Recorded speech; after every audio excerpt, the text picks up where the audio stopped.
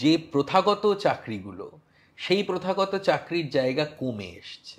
তো সেইটা আমার আমার জীবনের প্রথম ঘোষিত বিদ্রোহ।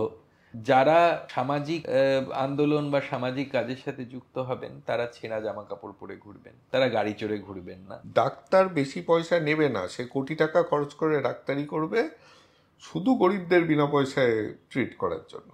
ট্রান্সজেন্ডার যারা, বিশেষ করে ছেলে থেকে যারা মেয়ে হয়েছে ট্রান্সজেন্ডার উমেন, তারা এত কমপ্লিকেটেড নাম নেয় কেন বলো তো?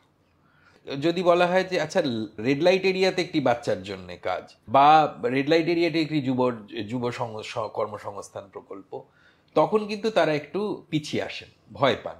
এই মুহূর্তেও আমার স্ত্রী এবং যিনি একজন সম্পূর্ণ মহিলা, কিন্তু যখন আমার তার সাথে ভালোবাসা ভালো লাগা শুরু হলো, তখন তিনি তার পুরুষ শরীরে রয়েছেন। তখন হিজড়া ভাষায় বলা হতো কতি আর পারিক। Gender neutrality of the law ভীষণভাবে প্রয়োজন। LGBT is not hereditary.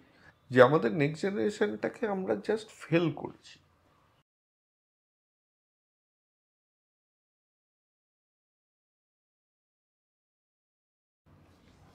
নমস্কার, আমি অনিমেষ আবার এলাম।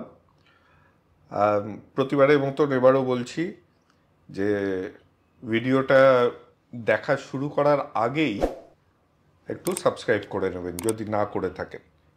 আর ভিডিওটা শেয়ার করার সময় যার সাথে শেয়ার করছেন তাকেও দিয়ে জোর করে সাবস্ক্রাইব করিয়ে নেবেন, কারণ সাবস্ক্রিপশনটা খুব দরকার।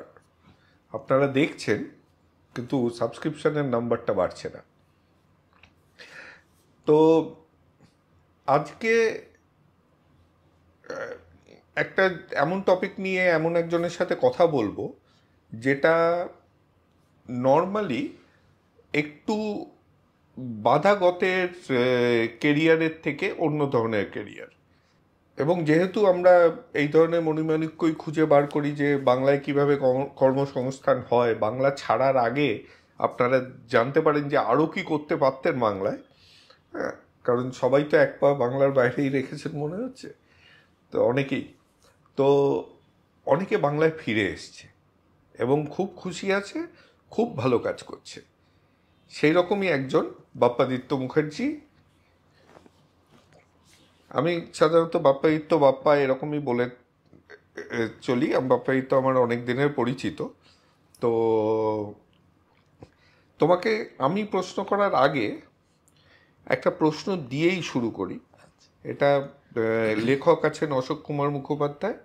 এটাই আমার প্রথম প্রশ্ন হতো, কিন্তু ওনাকে যখন বললাম যে তুমি আসছো, উনি বললেন আমি একটা প্রশ্ন করবো। হ্যাঁ। তো উনি যেটা পাঠালেন সেটা কোইন্সিডেন্টালি আমার প্রথম প্রশ্নটাই, তো ওনাকে দিয়েই শুরু করছি। যবে থেকে একটা কোম্পানি অ্যাক্টের একটা ধারা অনুযায়ী নিয়ম করা হয়েছে যে প্রতিটি কোম্পানিকে তার লভ্যাংশের অন্তত 2% খরচা করতে হবে কর্পোরেট সোশ্যাল রেসপন্সিবিলিটিতে, তারপর থেকেই বিভিন্ন কোম্পানির নিজেরাও কর্পোরেট সোশ্যাল রেসপন্সিবিলিটির কাজ করে সোজাসুজি, অথবা কোনো এজেন্সির সাহায্য নেয় এই কর্পোরেট সোশ্যাল রেসপন্সিবিলিটির যে শর্ত তা পূর্ণ করবার জন্য। তা আপনার কি মনে হয় যে এই যে কর্পোরেট সোশ্যাল রেসপন্সিবিলিটি করে বা করবে এরকম কোনো কোম্পানি, এরকম কোনো প্রতিষ্ঠান গড়লে সেটা কি একটা কারুর মানে ক্যারিয়ার অপশান হতে পারে? কেউ মনে করতে পারে যে হ্যাঁ এটাই আমার ধরা যাক ব্যবসার জায়গা বা এটাই আমার কাজ, যে আমি বিভিন্ন কোম্পানির কর্পোরেট সোশ্যাল রেসপন্সিবিলিটির যে শর্ত কোম্পানি একটা দেয়া আছে তাদের সেই শর্ত পূরণ করতে আমি সাহায্য করব। আপনি কি সেই মানসিকতা থেকে বা সেই উদ্দেশ্য নিয়েই আপনার এই কোম্পানি করেছেন? যদি একটু বিশদে জানান তাহলে অনেকেরই উপকার হয়, অন্তত আমার তো হয়ই। আচ্ছা, আমার নামটাও তো বলা দরকার তাই না? আমার নাম অশোক মুখোপাধ্যায়। আমি অনেকদিন একটি কর্পোরেট হাউসে ছিলাম, বহুদিন। তখন আমাদের সময় সবে যখন রিটায়ার করছি তখন এই কর্পোরেট সোশ্যাল রেসপন্সিবিলিটির নিয়ম চালু হয়। Section 135 of the companies act, এই অনুযায়ী কোম্পানিকে এই কাজটা করতে হয়। নমস্কার, যদি উত্তর দেন আমাদের কাজে লাগে। হ্যাঁ, খুবই প্রয়োজনীয় প্রশ্ন, এবং যখন আমরা পেশার কথা বলি ইদানিং, পেশার ক্ষেত্রে এই প্রশ্নটি গুরুত্বপূর্ণ। আমি একটি উদাহরণ দিয়ে শুরু করব। এই মুহূর্তে দিল্লির একটি নামকরা প্রতিষ্ঠান, Indian school of development management, ISDM, যেটি মূলত IIM এবং বড় কর্পোরেটদের প্রাক্তনীরা মিলে শুরু করেছেন। 6-7 বছর হলো, তার কমই হবে। তারা পড়াচ্ছেন, ম্যানেজমেন্ট পড়াচ্ছেন ছেলে মেয়েদেরকে ডেভেলপমেন্ট ম্যানেজমেন্ট, যারা বেরিয়ে এই ধরনের ফিল্ডে চাকরি করবেন। এবং সেই পড়ার জন্যে যারা যাচ্ছেন তারা প্রায় 5-6 লক্ষ টাকা, তার বেশি এই পরিমাণ টাকা খরচা করে সেটাতে পড়তে যাচ্ছেন। এই মুহূর্তে যদি সারা ভারতের কর্পোরেট সোশ্যাল রেসপন্সিবিলিটির অ্যামাউন্ট দেখেন, সেটা কয়েকশো কোটি। এবং সেই টাকা সঠিকভাবে কাজে লাগানোর জন্যে যে শিক্ষা দীক্ষা, শৈলী, স্কিল ইত্যাদির প্রয়োজন হয়, সেই জানা ছেলে মেয়ে বাজারে খুব কম আছে। ফলে ডিমান্ড এবং সাপ্লাই দুদিক থেকেই এই ধরনের কেরিয়ারের প্রয়োজন আজকে এই মুহূর্তে বাজারে রয়েছে। দুর্ভাগ্যজনক এটাই যে আমরা সবসময় বলি যে চাকরির অভাব আছে। এটা আমি নিজে একজন অর্থনীতির ছাত্র হিসেবেও এবং সামাজিক কাজে যুক্ত থাকা মানুষ হিসেবে, সমাজকর্মী হিসেবে এটা দেখি না, মানে আমি বুঝতে পেরেছি যে আমরা এটা দেখি না যে বিভিন্ন টেকনিক্যাল সোশ্যাল অ্যাডভান্সমেন্টের সাথে বা পরিবর্তনের সাথে কিছু পুরনো কাজ কমে যায়, চলে যায়, নতুন সেক্টর ওপেন হয়। শুধুমাত্র আমরা যদি ধরুন এই টাইপরাইটার থেকে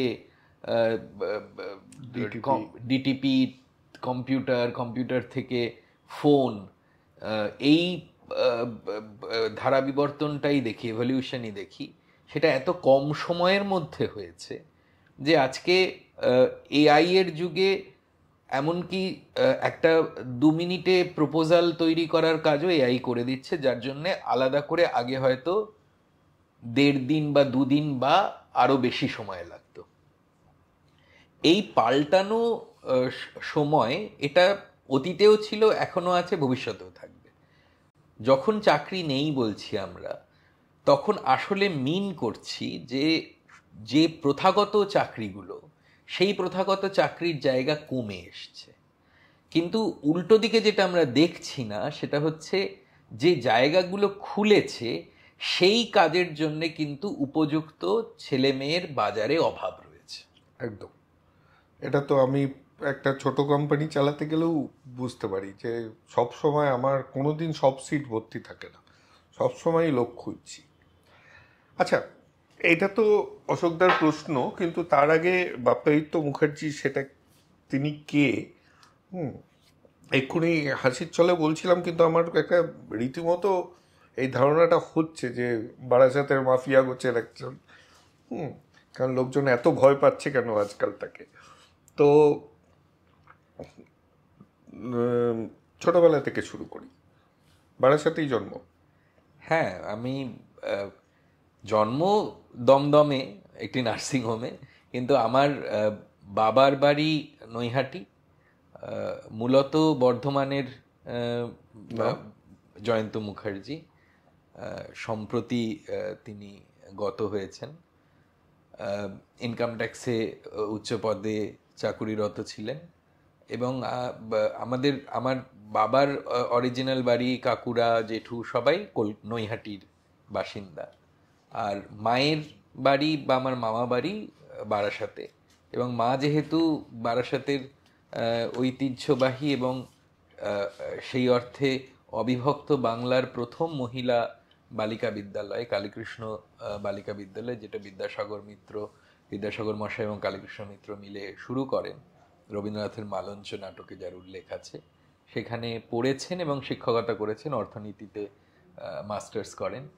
ফলে সেই কারণে আমরা বারাসাতে থাকতাম, কারণ মার পক্ষে সুবিধা হতো এই স্কুলে চাকরি করা, আমাকে দেখা, দুটো। সেই দিক থেকে বারাসাতে আমার সব কিছু, এবং বারাসাত গভর্নমেন্ট স্কুলে, বারাসাত যে রাষ্ট্রীয় বিদ্যালয়, তাতেই পড়াশোনা। সেই অর্থে বারাসাত আমার শুরুর সব কিছু। এখনো বারাসাত গভর্নমেন্ট স্কুলই বলো, মানে হ্যাঁ, এখনো সেই বিদ্রোহটা মনে মনে চালিয়ে যাচ্ছ যেটা স্কুল লাইফে করেছিলে? এটা কি বলেছিলাম আমি? না, সেটা যে জানে আমাদের রিসার্চ করে বের ও করতে হয়। আচ্ছা, হ্যাঁ। তো সেটা তখন ক্লাস 11 এবং অ্যাসেম্বলি চলছে আমাদের, তখন হঠাৎ করে একটা ফরমান জারি হলো। তার আগে আমরা খুব বিধ্বস্ত যে আমাদের স্কুলে ক্লাস হচ্ছে না, অর্ধেক ক্লাস জল পড়ছে উপর থেকে, বর্ষার টিচার নেই। তার মধ্যে হঠাৎ করে ফরমান জারি হলো যে নামটা পাল্টে গেছে। তো সেইটা আমার জীবনের প্রথম ঘোষিত বিদ্রোহ। আমরা অ্যাসেম্বলি থেকে, জাস্ট অ্যাসেম্বলি শেষ হলে আমরা ওখানেই বললাম যে না, আমরা ক্লাস করব না, বয়কট। এবং সেই বিদ্রোহ খুব বড় আকার নিয়েছিল, মনে আছে। রাজনৈতিকভাবে খুব বড় জায়গায় পৌঁছয়, সমস্যার জায়গায় পৌঁছয়, কারণ অনেকেই বারাসাতবাসীরা এবং ছাত্রছাত্রীরা, যারা বারাসাতের বাসিন্দা এবং আমাদের স্কুলের প্রাক্তনীরা এবং তখনকার ছেলেরা, তারা তার সাথে সহমত হয়, এবং স্কুল প্রায়, আমার মনে আছে, অনেক 3-4 মাস, তার মাঝখানে ক্রিসমাসের ছুটি পড়ে যায়। তারপরে আবার আমাদের পরিকল্পনা ছিল তারপরের প্রথম দিন অন্তত আমাদের স্ট্রাইকটা বজায় রাখতে হবে, তাহলে লোককে কথা শোনানো যাবে না। এনিওয়ে ক্লাস হচ্ছে না, কাজেই জরুরি যে এটা বলা যে নাম পরিবর্তন করে কিছু হবে না। কিন্তু তারপর তো সেই তৎকালীন সরকারের রোষের মুখে পড়ি আমরা খুবই। কিন্তু হ্যাঁ, সেটা শুরুর ক্লাস 11-এর লড়াই। আচ্ছা, তো আচ্ছা, কয়েকটা জিনিস আমি ভুলে যাই তো এই কথার পৃষ্ঠে। আপনাদের কিছুদিন আগে একটা অনুপ্রভার সাথে আমাদের কথোপকথন হয়েছিল, তখনও বলা হয়নি আমরা কিন্তু প্রান্তকথার অফিসে বসে আছি। আজকেও আমরা ফিরেছি এটা প্রান্তকথার অফিসই। হ্যাঁ, আর দ্বিতীয় হচ্ছে, তোমার জন্য একজন একটা জিনিস পাঠিয়েছে। হ্যাঁ, একটু আমাদের যারা এখন স্পন্সর করেন এইগুলো করার জন্য, ওনাদের অফিস এই পাশেই, তো ওনারা একটা নির্যাস, গাছের নির্যাস থেকে অনেক অনেক অনেক প্রোডাক্ট বানান। হ্যাঁ, তো তোমার এয়ার ফ্রেশনার, এটা গোলাপের নির্যাস থেকে, খুব ভালো লাগে। আর আমি জানি না তোমার মুখে ময়লা টয়লা দেখেছি কিনা, কারণ একটা ফেস ওয়াশ পাঠিয়েছে। খুবই জরুরি, ধন্যবাদ, অনেক ধন্যবাদ। জৌলস বাড়বে, দাও আমি ঢুকিয়ে রেখে দিচ্ছি। মুখের জৌলস বাড়বে। তো না, ওনারা প্রথম দিন থেকে আমাদের সাপোর্ট করে যাচ্ছেন এবং খুবই খুবই গুরুত্বপূর্ণ, ধন্যবাদ। জানি না আপনারা কিনছেন কিনা, কিনবেন মণিপুরে আয়ুর্বেদার প্রোডাক্টস। হ্যাঁ, প্রোডাক্টগুলো ভালো, একবার কিনে দেখলে দেখবেন সত্যি এর মধ্যে কোনো ছলনা নেই। আমাদের পয়সা দিচ্ছে বলে নয়, এমনিতেই ভালো, আর আপনারা দিলেও আরও পয়সা দেবে, সেটাও একটা কথা। তো আসি এবার তোমার প্রফেশনে। তো তুমি পড়াশোনা করলে বালিগঞ্জ, বারাসাত গভর্নমেন্ট থেকে, এবার তারপর কলেজ কোথায়? প্রেসিডেন্সি, এবং আমার পুরো পড়াশোনাই ইকোনমিক্সে। আমি গ্র্যাজুয়েশন করলাম ইকোনমিক্সে, আমি পোস্ট গ্র্যাজুয়েশনও করলাম ক্যালকাটা ইউনিভার্সিটি থেকে ইকোনমিক্সে। তারপরেই আমার ক্যালকাটা ইউনিভার্সিটি ইকোনমিক্স ডিপার্টমেন্ট কাটাকল, সেখানকার ছাত্র আমি, এবং কলেজ পেরিয়েই, ইউনিভার্সিটি পেরিয়ে আমি একটি খ্যাত কর্পোরেট কোম্পানিতে কাজ শুরু করি। নাম বলা যাবে? আমি বলতে পারি, আমার কোনো অসুবিধা নেই। TCS, টাটা কনসালটেন্সি সার্ভিস, তাতে শুরু করি। কিন্তু আমার প্রথম থেকেই একটা সবসময় ইচ্ছে ছিল যে সেই অর্থে চাকুরিজীবী হব না, কিছু এমন পেশার সাথে যুক্ত থাকবো যেখানে আমার সময় আমার নিজের হাতে থাকবে, যেটা মূল আমার দাবি ছিল জীবনের প্রতি, এবং এমন কিছু কাজ করতে পারবো যেটা আমার ডেফিনেটলি রুটি রুজির সহায়তা করবে, কিন্তু শুধু রুটি রুজি নয়, তার সঙ্গে আমার কিছুটা ভালো লাগা, কিছুটা পরিচিতি, এই জায়গাটা তৈরি করবে। তো এখানে থামাচ্ছি। হ্যাঁ, হ্যাঁ, কারণ আমি তো তোমারও আগের প্রজন্ম।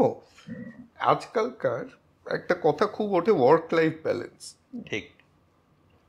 একটু হাস্যকর লাগে না? মানে আমরা এমন প্রফেশন খুঁজে নিই যেখানে জানি যে কোনো লাইফ বলে কিছু নেই, হ্যাঁ, সেইখানে ঢুকে আমরা তখন ওয়ার্ক লাইফ ব্যালেন্সটা খুঁজতে থাকি, যখন আরো অনেক কিছু করার থাকে সেগুলো আমরা যাই না, কারণ সেগুলো বাধাগতের থেকে একটু আলাদা। যেখানে মানে সুখে থাকা, খুশি থাকার রসদ অনেক বেশি থাকে, নিজের কিছু করার থাকে। শুধু ব্যবসা মানে তো নিজের কিছু নয়, মানে একটু আলাদা, একটু বন্ধু বান্ধবদের সাথে দেখা করা, না সারাক্ষণ কনফারেন্স কল এই সেই।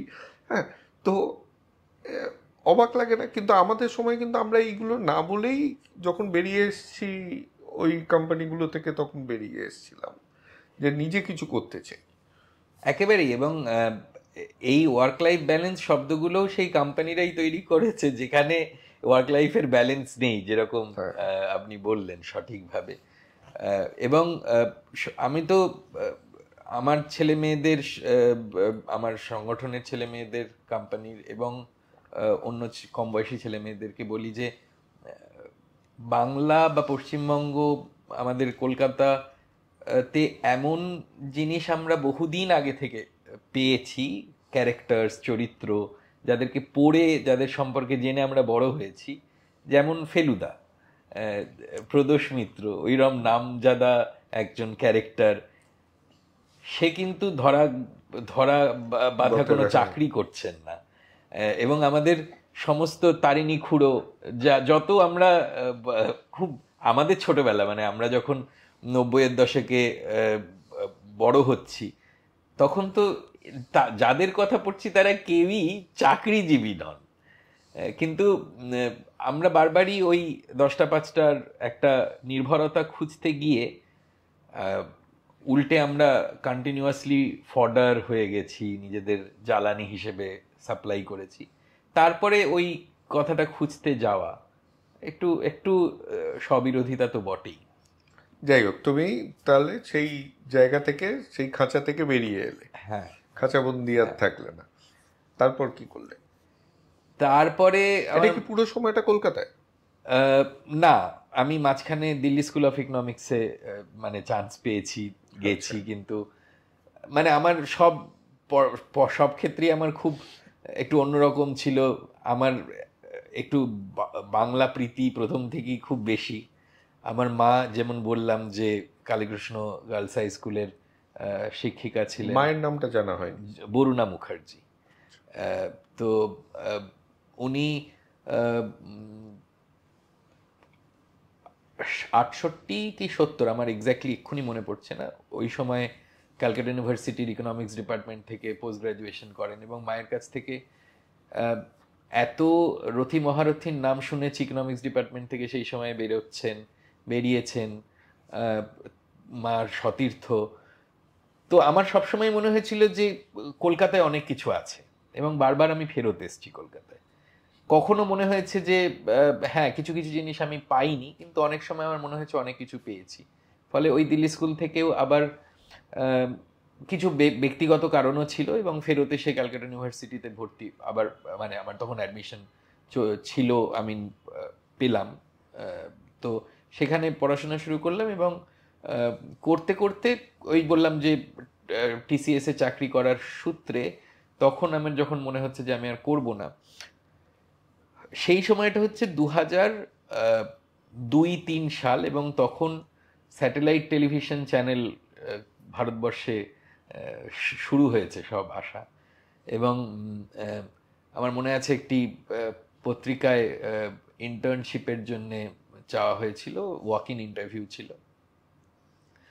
আমি চলে গেলাম এবং সিলেক্টেড হলাম, এবং আমার প্রথম সেই অর্থে এই কর্পোরেট লাইফের বাইরে কর্মজীবন শুরু হয় শ্রদ্ধেয় শ্রী অভিজিৎ দাশগুপ্ত মহাশয়, যিনি একসময় কলকাতা দূরদর্শনের স্টেশন ডিরেক্টরের পদেও ছিলেন, এবং খবর এখন বলে একটি সেই সময় কেবল চ্যানেল চালাতেন টেলিভিশনের। এবং কলকাতার যারা টেলিভিশন ইন্ডাস্ট্রি বা টেলিভিশন জার্নালিজমে যারা এখনো কাজ করেন, তাদের অনেকেরই তিনি হাতেখড়ি অভিজিৎদার হাতে। এবং আমিও খুব গর্বিত এবং কৃতজ্ঞ যে ওনার কাছে আমার কেরিয়ারের, টেলিভিশনের কেরিয়ারের সূত্রপাত প্রথমে জার্নালিস্ট হিসেবে, এবং আমি যখন টেলিভিশন থেকেও আবার শিফট করি নিজের সংগঠন তৈরি করব বলে, তখন আমি অভিজিৎদার এক্সিকিউটিভ অ্যাসিস্ট্যান্ট, টেলিভিশনের ওভারঅল ম্যানেজমেন্টের সাথে যুক্ত হয়ে পড়েছি। এবং ফলত ওইটা আমার আরেকটা ফেজ, যখন আমি টিভি নিয়ে কাজ করা। অভিজিৎদা ইনসিডেন্টালি আমাদের তুরি ফিল্ম ফেস্টিভ্যাল হয়, তার শেষ যেই অনুষ্ঠানটা হয়েছিল ওইখানে এসেছিলেন, ওই শেষবার ওনার সাথে দেখা হয়েছিল এখনো, মানে হ্যাঁ, মানে এবং খুব কমিটমেন্ট, মানে ওনার ডেডিকেশন আর কমিটমেন্ট, এই পেশাদারিত্ব। মানে আমি সবসময় স্বীকার করি যে আমার আজকের পেশাদারিত্বের প্রথম হাতেখড়ি ওনার কাছে। পেশাদারিত্বের ব্যাপারটা আমি ভীষণভাবে ওই সময়ে বুঝতে পেরেছি, শিখেছি, যেটা আমাকে পরবর্তী ক্ষেত্রেও প্রচুর হেল্প করেছে। এবং আমার কাছে ভীষণভাবে মনে হয়েছে যে এই যে একটা অন্যরকম কিছু করতে যাওয়ার চেষ্টা, সেটা অভিজিৎবাবুও করছিলেন। নিজের চ্যানেল, এমন চ্যানেল যেখানে জ্যোতিষী চলবে না, ওনার খুব একটা এই ছিল যে আমি তখন সব কেবল চ্যানেলে জ্যোতিষীদের রমরমা, কিন্তু উনি জ্যোতিষী নিয়ে বসবেন না, যেহেতু উনি মনে করেন যে এই বিজ্ঞান মনস্কতার সাথে তার একটা সংঘাত আছে। ফলে এবং সেই লড়াইয়ের মধ্যে দিয়ে উনি গেছেন, এবং আমরাও সেটাকে খুব অ্যাপ্রিসিয়েট করেছি, আমরা দেখেছি সামনে থেকে, সেটা আমাদেরকে ইন্সপায়ার করেছে। ফলে তো আমার সবসময়ই এমন মানুষজনের সাথে থ্যাঙ্কফুলি আমি সান্নিধ্য পেয়েছি যারা আমার মনোভাবের সাথে অ্যালাইন্ড, আজকের ভাষায়। এবং আমি তাদের কাছ থেকে প্রতি মুহূর্তে শিখেছি, এবং সেই শেখা থেকে আবার কিছু গড়েছি। যেমন এখানেই টেলিভিশনের ক্ষেত্রে অভিজিৎদার সাথে কাজ করতে করতে আমি যখন এনজিও সেক্টরের সাথে আমার আলাপ হতে শুরু করলো, কারণ আমি অভিজিৎদার চ্যানেলেও আমরা শুরু করেছিলাম যে আজকের দিনে যেটাকে হিউম্যান ইন্টারেস্ট স্টোরিজ বলা হয়, তার উপর একটা ডেডিকেটেড সেগমেন্ট, এবং সেইটার জন্যে স্পন্সর নিয়ে আসা। অভিজিৎ দা আমায় বলেছিলেন যে আমার করতে কোনো অসুবিধা নেই, তোমাকে এই খরচাটা তুলতে হবে এর প্রোডাকশন বা ইত্যাদি। এবং সেই খরচা তুলে এনে, এবং আমার মনে আছে আমাদের প্রথম সাপোর্টার ছিলেন স্টেট এইডস কন্ট্রোল সোসাইটি, কারণ আমরা এইডস প্রিভেনশনের ওপরে অনেকগুলো পরপর কাজ করতে শুরু করি, কম বয়সী ছেলে মেয়েদের মধ্যে স্পেশালি। এবং তারপর আস্তে আস্তে কলকাতার প্রায় সবকটি বিখ্যাত নন প্রফিট অর্গানাইজেশন, তাদের মাথা যারা, তাদেরকে নিয়ে আমরা একটা তারা নিউজ তখন চলছে, খুব নাম করা তখন, বাংলাদেশ এবং কলকাতা দু জায়গায় দেখা হচ্ছে। তাতে আমরা এনজিওস্কোপ বলে একটা 8 ঘন্টার স্লট কিনি, সেটা আমাদের কেবল থেকে স্যাটেলাইটে শিফট। এবং এনজিওস্কোপের আইডিয়াটা ছিল যে এনজিওরা, তারা কলকাতায় যারা নন প্রফিট অর্গানাইজেশন আছেন, তারা টেলিভিশন মিডিয়াটাকে ব্যবহার করতে জানেন না, এবং একটা ভয়ও আছে যে এখানে খুব খরচা।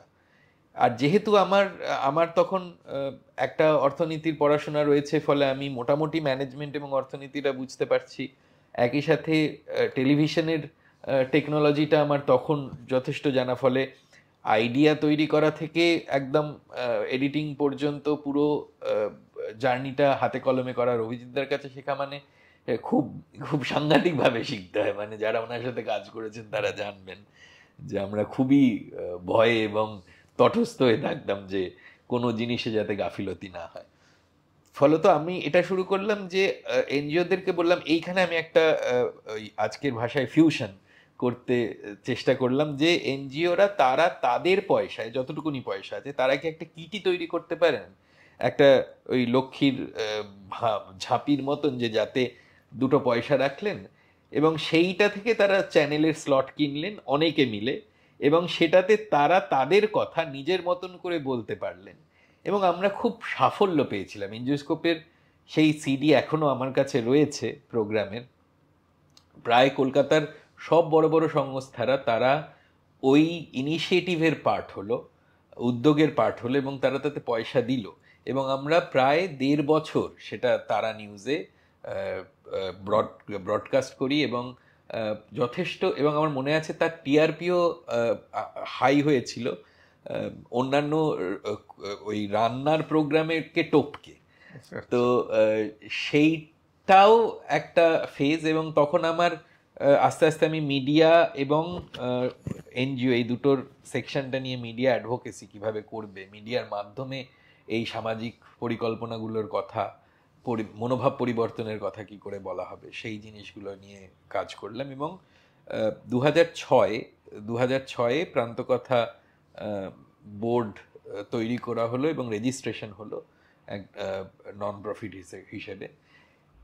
তারপর থেকে আমি আস্তে আস্তে আস্তে আস্তে চেষ্টা করলাম যে বিভিন্ন জায়গায় কনসালটেন্সি, যেটা থেকে প্রথম শুরু হয়েছিল, যে বিভিন্ন ধরনের নন প্রফিট কনসালটেন্সি, যেটা আজকের দিনে আমি যেখান থেকে শুরু করলাম যে আইএসডিএম বা এরকম ম্যানেজমেন্ট স্কুলরা তারা টেকনো ম্যানেজেরিয়াল ফর্মালি শেখাচ্ছে এবং টেকনো ম্যানেজেরিয়াল স্কিলের প্রয়োজন এই পুরো ডেভেলপমেন্ট সেক্টরে।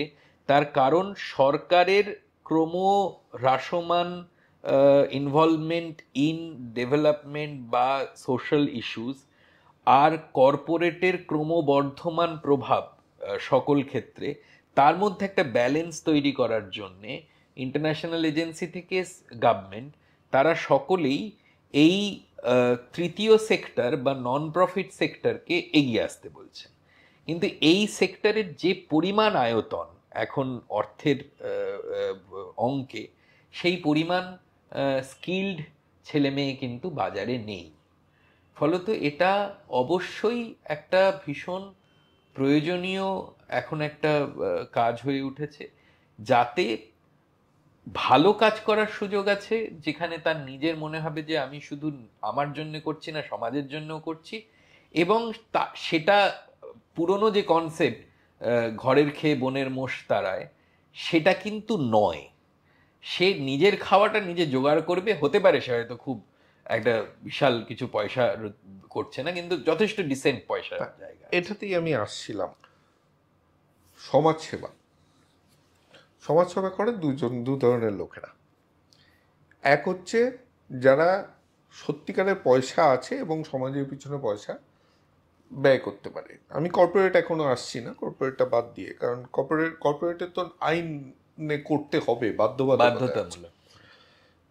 মানুষ হিসেবে বলছি যে চিরকাল দেখে এসেছি যার পয়সা আছে, ঘরের খেয়ে বোনের মোষ তাড়াচ্ছে এমন লোক, আর পাড়ার ওই মস্তানটা যাকে পলিটিক্সে ঢুকতে হবে, সে বিশিষ্ট সমাজসেবী করে পাড়ার ফাংশনে মাইকে তার নাম বলা হয়।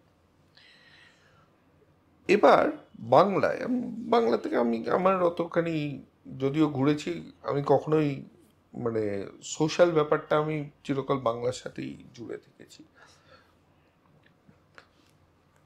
যে যখনই সমাজসেবার জায়গায় ধরা হয় যে অন্য কেউ তার মিনিমামটাই নিচ্ছে, তখনই ও তো সমাজসেবার নামে রোজগার করছে। কিন্তু এইটা কখনোই যারা বলে তারা কোনোদিন সমাজের কোনো কাজে আসে না, কিন্তু সমাজের কেউ উপকার করছে সেটা দেখছে না। ও তার থেকে একটু যে নিচ্ছে, তার বাড়িতেও যে হাঁড়ি চলতে হবে, এই যে আমাদের সেন্স অফ এন্টাইটেলমেন্ট, যে তুমি না খেতে পেয়ে আমার উপকার করবে, আমার সমাজের উপকার করবে, তুমি কি খাচ্ছ আমার জানার দরকার নেই, কারণ তোমার জন্মই হয়েছে আমার উপকারের জন্য। এই যে একটা চিন্তাধারা, এইটা পাওনি? এই চিন্তাধারা এখনো আছে, যে যেটা আমরা অনেকেই কাজ করতে করতে ভাঙতে ভাঙতেও এগিয়েছি, যেটা ভীষণভাবেই আছে যে যারা সামাজিক আন্দোলন বা সামাজিক কাজের সাথে যুক্ত হবেন তারা ছেঁড়া জামা কাপড় পরে ঘুরবেন, তারা গাড়ি চড়ে ঘুরবেন না, তারা ফ্যান্সি দোকানে খেতে যাবেন না, ফাইন ডাইনে যাবেন না, এবং তারা কোনো রকমভাবেই কোনো একটা ডিসেন্ট লাইফস্টাইলের সাথে যুক্ত হবেন না। এবার এইটা যে আর 5টা পেশার মতো একটা পেশা হতে পারে, সেই জায়গাটাকে গড়ে তোলার জন্যে কম বয়সী ছেলে মেয়েদেরকে এই পেশাতে আনার জন্যে, কারণ সমাজ সেবা যখন আমরা বলি, সেই সেবার ধারণাতে কিন্তু ব্যুরোক্র্যাটরাও পড়েন। যারা আজকে অ্যাডমিনিস্ট্রেটিভ সার্ভিস পাশ করে আসছেন, তাদের কাজটা কি? তারা তো একটা সময় তাদেরকে সবসময় এটা বলানো হয়েছে, শেখানো হয়েছে তারা পাবলিক সার্ভিসে আছে। তাহলে পাবলিক সার্ভিসে যারা আছেন তারা তো ক্রিম অফ দ্য লট হওয়ার কথা, কারণ যে পরিমাণ তাদের পেশাগত দক্ষতার দরকার। এবার আমরা ডাক্তারি পেশার সাথেও যারা আছেন তারাও তো সেবার কাজেই যুক্ত আছেন, কিন্তু তারা কি সেক্ষেত্রে তো এই প্রশ্নটা ভাবা হয় না যে তিনি সেবা করছেন, তিনি কেন না খেয়ে থাকবেন না? না, ভাবা হয়। এটাই তো বলছি, আমাদের সমাজের এই সেন্স অফ এন্টাইটেলমেন্ট আছে যে আমি ইএমআই এ 5টা ফ্ল্যাট কিনবো, তুমি একটা নোনা ধরা বাড়িতে থাকবে, কারণ তুমি সমাজের জন্য। ডাক্তার বেশি পয়সা নেবে না, সে কোটি টাকা খরচ করে ডাক্তারি করবে শুধু গরিবদের বিনা পয়সায় ট্রিট করার জন্য। হ্যাঁ, কিন্তু সিচুয়েশন সেরকম নয়, মানে আমরা এখন দেখতে পাই সবাই কাজ করছে। হ্যাঁ, কিন্তু ডেভেলপমেন্ট সেক্টরের এই যে ডেভেলপমেন্ট সেক্টর শব্দটাও আমি যখন কাজ শুরু করেছি তখন এনজিও মানে কি লোককে বোঝাতে হতো।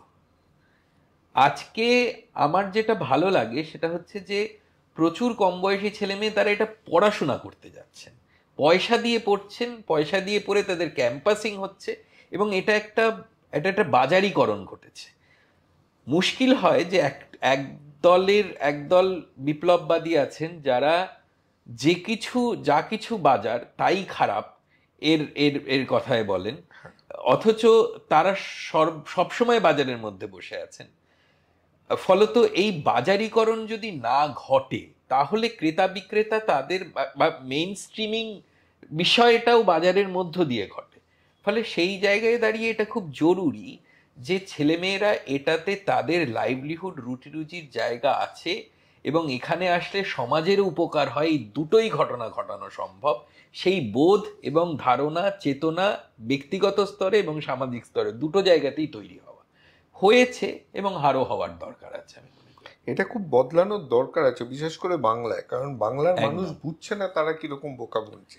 একদম। তো যেটা বলছো না বাজারিকরণের, আমারই পরিচিত একজন আছে, তার বাবা এক পলিটিক্যাল পার্টির নাম নেব না, তো যারা গরিবদের জন্য আগে স্লোগান ছিল তারা গরিবদের কাজ করত, বলছে আমি ওই পার্টিটাকে দেখতে পাই না, কারণ আমি ছোটবেলা থেকে দেখে এসেছি বাবা বাড়িতে বসে সিঙ্গেল মল্ট খাচ্ছে, বেরোনোর সময় পাঞ্জাবিটা ছেঁড়া দরকার। হ্যাঁ, তো এই জিনিসটা আমি ছোটবেলা থেকে দেখে আমি আর নিতে পারি না ওই পার্টিটাকে। তো এই যে মানুষ যে বোকাটা হচ্ছে, এটা তাদেরকে বোঝাতে হবে যে হয়তোবা ওই কেউ যদি বেশি খাওয়ার হিসেব নাও, কিন্তু তাকে খেতে হবে, তাই তাকে অভুক্ত রাখলে সে তোমার কাজ করতে পারবে না। আমি যেমন সবসময় এই প্রসঙ্গ আসলেই উদাহরণ দিই যে ফ্লাইটে বলা হয় যে অক্সিজেন মাস্ক পরলে উপর থেকে আগে নিজে অক্সিজেন মাস্ক পরবেন, তারপর পাশের জনকে সাপোর্ট করবেন। সেটাই একদম আমার সেটাই মনে হয়। আচ্ছা, একটু আবার ফেরত যাই।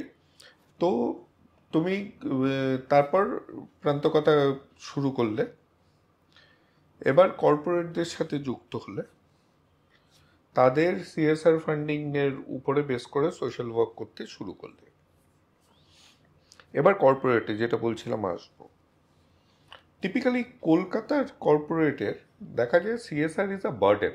হ্যাঁ, সিএসআরটা ঠিক স্বতঃস্ফূর্তভাবে, এবং যেহেতু বার্ডেন, তারা কিছুভাবে সেটাকে ঘুরিয়ে নিজেদেরই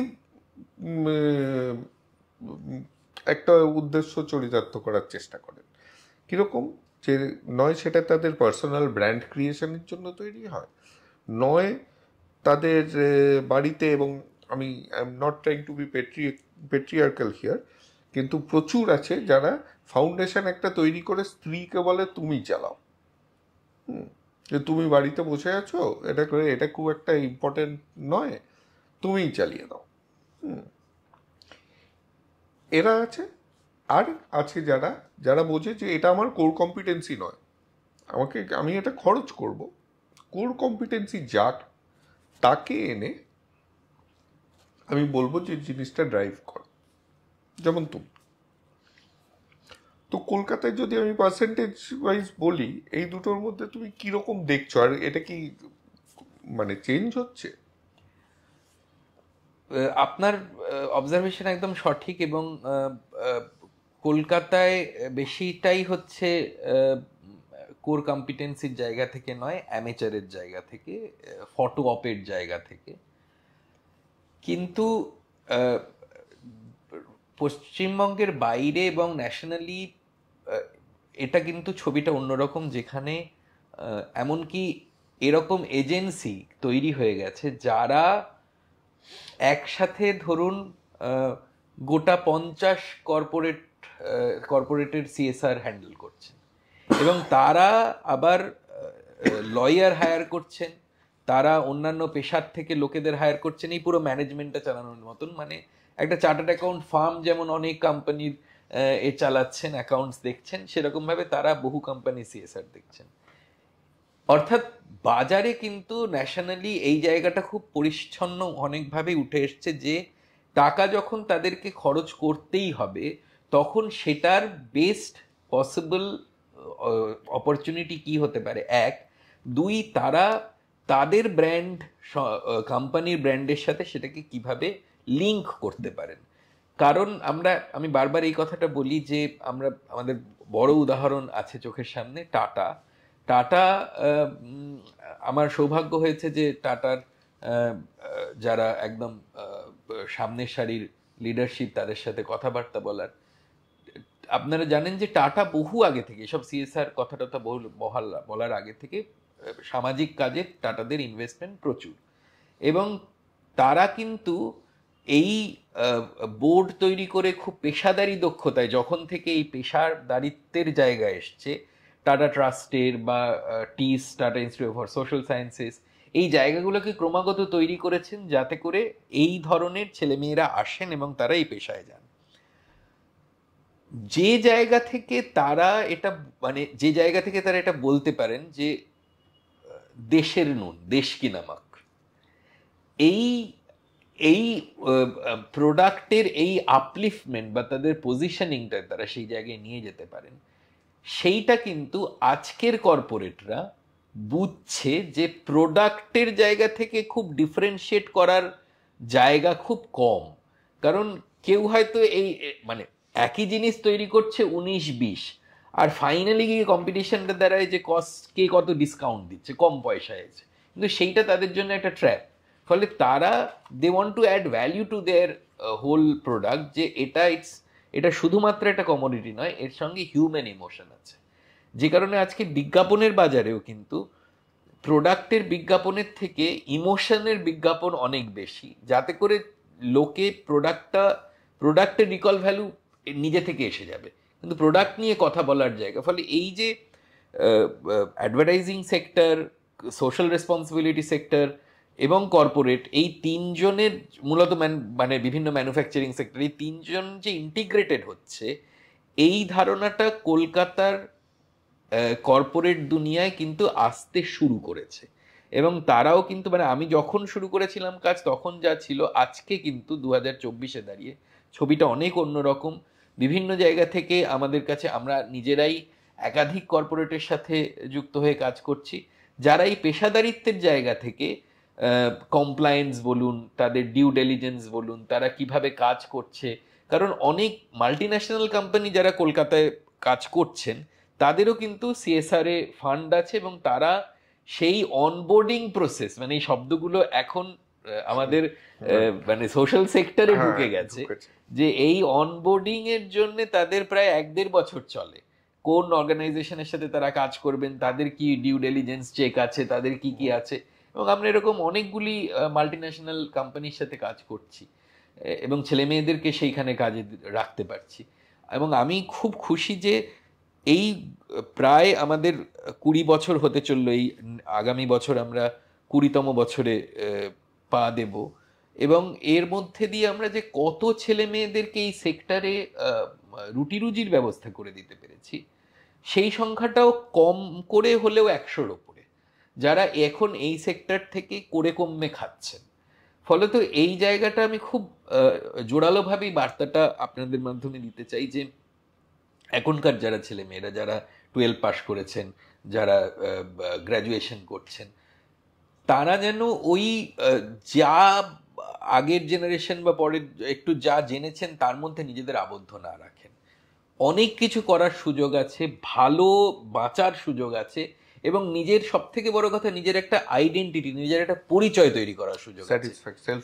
সেলফ স্যাটিসফ্যাকশন এরও ভেতরে গিয়ে আমি বলবো যে এই সেলফ স্যাটিসফ্যাকশন আসে তখন যখন আমার একটা পরিচয় আছে, আমি নিজেকে নিজে, আমার সম্পর্কে আরো 5 জন জানেন, আমার সম্পর্কে গুগল করলে অন্তত 10টা ডকুমেন্ট বেরিয়ে আসছে কয়েক সেকেন্ডে। এইগুলো কিন্তু পার্কস এই এই এই জায়গার, এই ডোমেনের, সেই জন্য সেইটা খুবই। আচ্ছা, এবার কাজেতে আসি।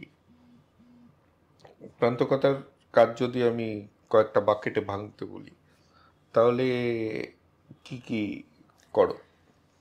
মূলত প্রান্তকথা ইউথদের নিয়ে কাজ করে, আমরা যেটাকে বলি ইউথ অ্যাক্টিভ সিটিজেনশিপ। মানে কম বয়সী ছেলে মেয়েদের উন্নয়নের কথা ভাবলে জেনারেলি সবসময় আগে ভাবা হতো ইউথ মানে স্পোর্টস।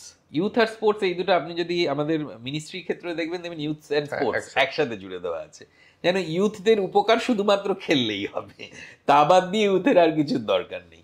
কিন্তু এই ধারণাটার থেকে সরে গিয়ে গ্লোবালি এই জায়গাটা খুব জরুরি, এবং এইটা খুব প্রয়োজনীয় বিষয়। যখন আমরা শুরু করেছিলাম তখন থেকেই জানতাম যে ভারতবর্ষ এই মুহূর্তে পৃথিবীর কনিষ্ঠতম দেশ বয়সের হিসেবে, অর্থাৎ youngest country of the world. ভারতের 52% ওপরের পপুলেশনের বয়স সীমা কিন্তু 35-এর নিচে, এবং তারা, আপনি এখন যদি পলিটিক্যাল স্পেকট্রামেও দেখেন, প্রতিটি রাজনৈতিক দল কম বয়সী ভোটারদেরকে কিরকম ভাবে সাথে রাখবেন তার জন্য তাদের হাজার রকমের পরিকল্পনা, স্কিম, প্রোগ্রাম, অর্গানাইজেশন সাজাচ্ছেন। ফলত ইউথ এবং কর্পোরেটরাও জানেন যে তাদের সব থেকে বড় জায়গা হচ্ছে ইউথ, কারণ তারা প্রোডাক্টিভ এজ গ্রুপ। যেখানে ইউরোপ এবং আমেরিকা এজ করছে তাদের, এমনকি চায়না, যেখানে তাদের প্রোডাক্টিভ পপুলেশন হচ্ছে মূলত 45-এর উপরে, সেখানে ভারতের, এটাকে ডেমোগ্রাফিক ডিভিডেন্ড বলা হচ্ছে, যে তাদের কিন্তু, এবং এটা চলবে আগামী প্রায় 2050-60 সাল পর্যন্ত, এবং সেই সময় অবধি ভারতের সমস্ত জায়গায় লিড করার একটা ভীষণ বড় চান্স আছে। যে ঘটনাটাই ঘটছে, আমরা ইকোনমিক পাওয়ার হিসেবে যে ডেভেলপমেন্টটা ঘটছে তার বড় কারণ কিন্তু কম বয়সী ছেলে মেয়েরা, তারা ম্যাক্সিমাম এই সময় ওয়ার্কফোর্সে রয়েছে।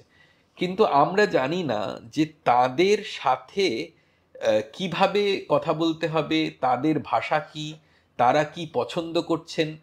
রবীন্দ্রনাথ একটা সময় লিখেছিলেন যে যে সন্তান জন্মেছে তাকে তোমার চিন্তাভাবনা বা তোমার স্কুলিংয়ে আটকে রেখো না, কারণ সে একটা অন্য সময়ে জন্মেছে। ফলে তার সাথে তার বিষয়ে কাজ করা, কথা বলা, এই জায়গাটা যেটাকে আমরা ইউথ সেন্ট্রিক ডেভেলপমেন্ট বলি, এটা প্রান্তকথার কোর কম্পিটেন্সি এরিয়া, এটাতে আমাদের কাজ শুরু হয়। এবং এটার জন্য আমাদের নির্দিষ্ট প্রোগ্রাম আছে যার মধ্য দিয়ে লিডারশিপ ডেভেলপমেন্টের কাজ হয়। এটা ইউথের ওপরে আমাদের মূল ফোকাস, এবং এই ইউথকে ফোকাস রেখে আমাদের বিভিন্ন ভার্টিক্যাল তৈরি হয়েছে। তার মধ্যে একটা অংশ হচ্ছে ইউথ যারা হোমলেস পপুলেশনে রয়েছেন। আমাদের হেস্টিংস ফ্লাইওভারের নিচে একটা বড় অংশ রয়েছে যেখানে কম বয়সী মায়েরা এবং তাদের সন্তানদের সাথে কাজ চলছে।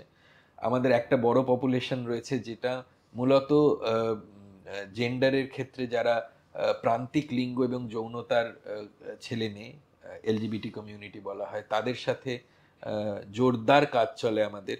এর সঙ্গে আমাদের আরেকটা অংশ রয়েছে যেটা আমরা বয়স্ক মহিলারা যারা সমাজ এবং পরিবার থেকে বিযুক্ত, তাদের টেক কেয়ার করা, তাদের সাপোর্ট করা জন্য ইউথদের এনগেজ করা, কিভাবে এই ইউথরাই তাদের জন্য সাপোর্টিং হ্যান্ড হতে পারেন, তাদের জন্য রিসোর্স রেজ করতে পারেন, সেইটা আদর বলে।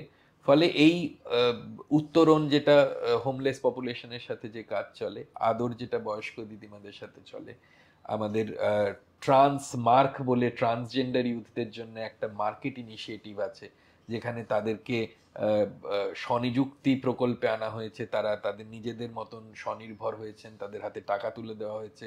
আমরা এটা সিটি ব্যাংকের সাথে কোলাবোরেশনে, আইআইটি কানপুরের সাথে কোলাবোরেশনে কাজটা করেছি। এবং শুধু কলকাতা শহরেই, কলকাতা মেট্রোপলিটন এরিয়াতে আমরা প্রায় 200 ট্রান্সজেন্ডার ছেলে এবং মেয়ে, তাদেরকে আমরা তাদের হাতে সিড ফান্ডিং তুলে দিয়ে তাদের কাজ তৈরি করে, এবং তাদের একটা বাজার তৈরি করা হয়েছে ট্রান্সমার্ক বলে, পপ আপ মার্কেট, যেটা বিভিন্ন জায়গায় এখন স্টল দেয়, কাজ করে, এবং সেটা থেকে তাদের রুটি রুজি হচ্ছে। ফলত এই ভার্টিক্যালসগুলো আমাদের ইউথ সেন্ট্রিক, কিন্তু ইউথেরও যে ডিফারেন্ট লেয়ার আছে জেন্ডারের ক্ষেত্রে, বয়সের ক্ষেত্রে, ইন্টারজেনারেশনাল, ইন্টার জেন্ডার, ইন্টার সেক্সুয়ালিটি, সেই জায়গাগুলোকে এক্সপ্লোর করে চলে। তো এবার কর্পোরেটে আসি। কর্পোরেটে যখন সিএসআর ফান্ডিং হয়, আমি দেখি যে কিছু মানে এইরকম ইনোভেটিভ বাকেটসে হয় না, সেই একই পপুলিস্টিক বাকেটসে হয়। আমি বলছি না সেগুলো ভুল, কিন্তু সবাই সেখানেই ঢালছে, গভর্নমেন্টও ঢালছে, কর্পোরেটও ঢালছে। আমি জানি না এতদিনে সেই জায়গাটা উন্নতি হচ্ছে না কেন। তো সেইগুলো থেকে আমরা এইরকম ইনোভেটিভ জায়গাগুলোতে কর্পোরেটরা যাচ্ছে না কেন, কি মনে হয়? কর্পোরেটের আসলে একটা কর্পোরেট বেশিরভাগ সময়, আপনি ঠিক বলেছেন যে কর্পোরেট বেশিরভাগ সময় কন্ট্রোভার্সি এড়ানোর চেষ্টা করে, যে কোনো ক্ষেত্রে যদি আমার কন্ট্রোভার্সি হয়, কোনো প্রবলেম হয়। কিন্তু কন্ট্রোভার্সির সাথে উল্টো দিকে যেটা হয়, যে এটা প্রত্যেকেই বুঝতে পারেন কিন্তু যেতে পারেন না, যে আমরা যদি একটু এগিয়ে না খেলি, তাহলে আমি যে সিএসআরটা করছি সেটাও কিন্তু ভিজিবিলিটিতে আসবে না, লোকে জানতেও পারবেন, এবং যারা এই সমস্ত দিকে নজর রাখছেন, যে গোষ্ঠী বা প্রতিষ্ঠান, আন্তর্জাতিক প্রতিষ্ঠান, তারাও রেকগনাইজ করবেন না। এবং এটা কিন্তু শুধু কর্পোরেট দুনিয়াতেই এই সমস্যাটা বা এই চ্যালেঞ্জটা রয়েছে তা নয়। আপনি যদি পুরো ডেভেলপমেন্ট সেক্টরের অবস্থা দেখেন, দেখবেন যে এডুকেশন বা স্কিল ট্রেনিং বা এইরকম কিছু দু একটি সেকশন আছে যেখানে 80% ফান্ডিং গোজ। কারণ ওখানে ওটা সকলেই মোটামুটি সহমত যে হ্যাঁ, শিশুদের অধিকার, রুটি রুজি বাড়াতে হবে। কিন্তু যখনই সেটা যদি বলা হয় যে আচ্ছা, রেড লাইট এরিয়াতে একটি বাচ্চার জন্য কাজ, বা রেড লাইট এরিয়াতে একটি যুব কর্মসংস্থান প্রকল্প, তখন কিন্তু তারা একটু পিছিয়ে আসেন, ভয় পান যে এটা করতে গিয়ে আমার নাম খারাপ হয়ে যাবে। কিন্তু উল্টো দিকে আমার অভিজ্ঞতায় হয়েছে যে আমার যে দু একটি ক্লায়েন্ট যাদের সাথে আমি কাজ করেছি, তারা আন্তর্জাতিক পুরস্কার পেয়েছেন, জাতীয় পুরস্কার পেয়েছেন। তারা কিন্তু অনেক নবীন অবস্থায় সিএসআর শুরু করেছেন, কিন্তু তারা যারা বহু পুরনো অনেক দিন থেকে সিএসআর করছেন, তাদের সাথে এক সারিতে চলে এসছেন, কারণ তাদের কাজগুলো চ্যালেঞ্জিং ছিল, এবং বিকজ তারা এই পেশাদারিত্বের জায়গা থেকে আমাদেরকে ইনভলভ করেছেন, আমরা জানি যে এই সেক্টরে কি করে কাজ করতে হয়, ফলে আমরা করতে পেরেছি তাদের সেই অর্থে, এবং তার রেজাল্ট পেয়েছেন। ফলে এই দুটোর একটা ব্যালেন্স কর্পোরেটকে বুঝতে হবে, যে আমি যদি শুধুই ওই গাছ পোতা, ডেফিনেটলি জরুরি, আমি সেটাকে খারাপ বলছি না, কিন্তু গাছ পুতলাম আর তার 4টে ছবি তুললাম, তুলে বললাম আমার সিএসআর অ্যাক্টিভিটি হয়ে গেল, এইটা করলে এটা কিন্তু run of the mill activity. গাছ পোতা জরুরি, আমি আমি না বলছি না, কিন্তু গাছ পুতলেই যে পুরো কলকাতা শহর এয়ার কন্ডিশন মতন ঠান্ডা হয়ে যাবে তাও নয়। ঠিক, সেটাও লোককে বুঝতে ঠিক, হবে, ঠিক, এবং ঠিক। কোন গাছ পুঁততে হবে সেটাও বুঝতে হবে। দুমদাম এবং করে দেবদারু কোথায়, গাছ হ্যাঁ, পুঁতে আসছি কলকাতা শহরের চারিদিকে। আর দ্বিতীয় হচ্ছে আমাদের অ্যাকোয়াটিক যে গ্রিনস আছে সেইগুলোকে আমরা পরিষ্কার করে দিচ্ছি, কিন্তু ঠিক। আমাদের ম্যাক্সিমাম ওয়ার্ল্ডে অ্যাকোয়াটিক গ্রিনসই বেশি, ঠিক, যেটা ঠিক, আমাদের ঠিক, অক্সিজেন ঠিক, আর ঠিক। কুল রাখতে সাহায্য করছে। এই কথাটা তুললে বলে একটা, যেহেতু তুমি এইখানে মানে আমার কিছু প্রশ্ন থাকে তো যেগুলো কাকে করব ভেবে পাই না, যেহেতু তুমি এর মধ্যে একদম ওতপ্রোতভাবে জড়িত। এই যে সাস্টেনেবল ডেভেলপমেন্ট, এটা কতখানি সাস্টেনেবল? কারণ কোনো একটা সময় যখন আমি কয়েকটা জায়গায় ডাক পেতাম, তোমার ইউএস কাউন্সিলের থেকেও ডাকতো, তো আজকাল অ্যাভয়েড করার চেষ্টা করি, কারণ মানে কথাগুলো বুঝি না, কিন্তু বাকি যারা ইভ্যালুয়েট করে তারা আহা উহু করে তালি দিয়ে বুঝেছে। তো আমি যেমন তার মধ্যে একটা আমার মনে আছে, প্লাস্টিক রিসাইকেল করে ব্রিক্স বানালো, পেভমেন্ট ব্রিক্স। আমার সহজ কথা, সেই তার ঠিক আগেই আমি শুনেছিলাম যে মাতৃদুগ্ধে প্লাস্টিক একদম মাইক্রোপ্লাস্টিক্স পাওয়া যাচ্ছে, যে বৃষ্টির জলে প্লাস্টিক হোক যাই হোক ক্ষয়ে যাবে কিছু কিছু, এইটা যাবে সুয়েজে, সুয়েজ থেকে নদী, নদী থেকে সমুদ্র, সমুদ্র থেকে সামুদ্রিক জন্তুর মধ্যে দিয়ে আবার আমাদের মধ্যেই ফেরত আসবে। তাহলে এই জিনিসটা নিয়ে আমরা মাতামাতি করছি কেন? এবং সেইবার আমি তারপর থেকেই যাওয়াটা একটু অ্যাভয়েড করি। সে ফার্স্ট প্রাইজ পেলো, আহা কি দারুণ জিনিস করলো। এই যে হোলিস্টিক চিন্তাধারাটা, এটা কি তোমার মনে হয় না একটু মিসিং? আমরা শুধু আমাদের জায়গাটাতে শুধু একটা প্যাচওয়ার্ক দিয়ে বাকিটা পরে দেখবো। অত্যন্ত জরুরি একটা বিষয়। আমি এখন এগুলো কথা বলতে শুরু করলে শেষ হয় না, কিন্তু এই যে এটাকে একটু একটু গভীরে না ছুলে এটা বোঝানো যাবে না যে রাইটস বেসড অ্যাপ্রোচ একটা আছে, যে আমরা অধিকার, এন্টাইটেলমেন্ট, লিগালিটি, এই জায়গা থেকে আমরা ডেভেলপমেন্টকে দেখব। এইটা মূলত পাশ্চাত্য দুনিয়ার যে ডেভেলপমেন্টের প্যারাডাইম বা দেখার ধরন তার মধ্যে, এবং ইউএনের যে দেখার ধরন যেটা অনেকটাই পাশ্চাত্যের ধরনের দ্বারা প্রভাবিত, সেইটা খুব এর মধ্যে জুড়ে আছে। যে তার উল্টো দিকে আবার যদি আমরা ভারতীয় বা ওরিয়েন্টাল এই ডেভেলপমেন্টের একটা প্যারাডাইমকে দেখার চেষ্টা করি, যেখানে কিন্তু এই ইন্টার কানেক্টেডনেসকে ভীষণ পরিমাণে গুরুত্ব দেওয়া হয়েছে। আমরা যদি গান্ধীজির উদাহরণ দিই, যে খাদি থেকে ডিউটি অ্যান্ড রেসপন্সিবিলিটি দুটোর ব্যালেন্স তৈরি করা, স্বরাজ এবং সকলের মনোভাব সম্মতি নিয়ে সর্বমনোভাবকে একসাথে নিয়ে চলা, রবীন্দ্রনাথের চিন্তাভাবনা দেখি, শ্রী অরবিন্দের চিন্তাভাবনা দেখি, এবং জাপানের অনেক বিখ্যাত থিঙ্কাররা রয়েছেন তাদের চিন্তাভাবনা দেখি, সেইখানে কিন্তু বলা হচ্ছে যে এই আমার অধিকার পেতে হবে, এই জায়গাটা ইজ অপারেটিং ইন আইসোলেশন। এইটা যতক্ষণ না আর সব কিছুর সাথে যুক্ত করে দেখার বিষয় তৈরি না হচ্ছে, ততক্ষণ এই কাজগুলো কিছুটা দূর যাবে, কিন্তু সাস্টেনেবল যে জায়গা থেকে কথাটা শুরু হয়েছে সেই সাস্টেনেবিলিটি আসা সম্ভব নয়। যেটা আমি তোমাকে একটু আটকাচ্ছি, তুমি যে বলছিলে না একটা বিদেশি প্রতিষ্ঠান থেকে তো সিড ফান্ডিং এর যে তৈরি হয়েছে, তো তোমার কি মনে হয় না যে এতজনকে সিড ফান্ডিং না দিয়ে কমজনকে থ্রু দেয়ার মানে বিজনেস ইনফ্যান্সি, সিড শুধু নয় 3 বছর ধরে সেম ফান্ডই লাগতো, মনিটর করে তাদেরকে, কারণ আই এম শিওর যতজন পেয়েছে ততজনের ব্যবসা দাঁড়াবে না, অনেকেই ফলো অফ করে যাবে, কারণ তারা ব্যবসাটা শেখেনি। ব্যবসার তো একটা মানসিকতা, স্কিল ঠিক লাগে, ঠিক ঠিক শুধু প্রোডাক্ট বানালেই হয় ঠিক না। তো এইখানে সবাই একত্রিত হয়ে যে ঠিক আছে আমি 200 জনকে না দিয়ে 50 জনকে দিলাম, কিন্তু এদেরকে আমরা 3 বছর ধরে গাইড করব এবং ব্যবসাতে গাইড করব, ওই আবার মানে প্রজেক্টরে পাওয়ার পয়েন্ট দেখিয়ে নয়, ব্যবসায় ঢুকে তার ব্যবসায় কি অসুবিধা হচ্ছে সেই জায়গাটাতে গাইড করব গিয়ে। সেই করে তাদেরকে আবার তারপরে বাকি 50টাকে ধরবো, এই করতে করতে 200কে কিছুদিন পরে আসবো।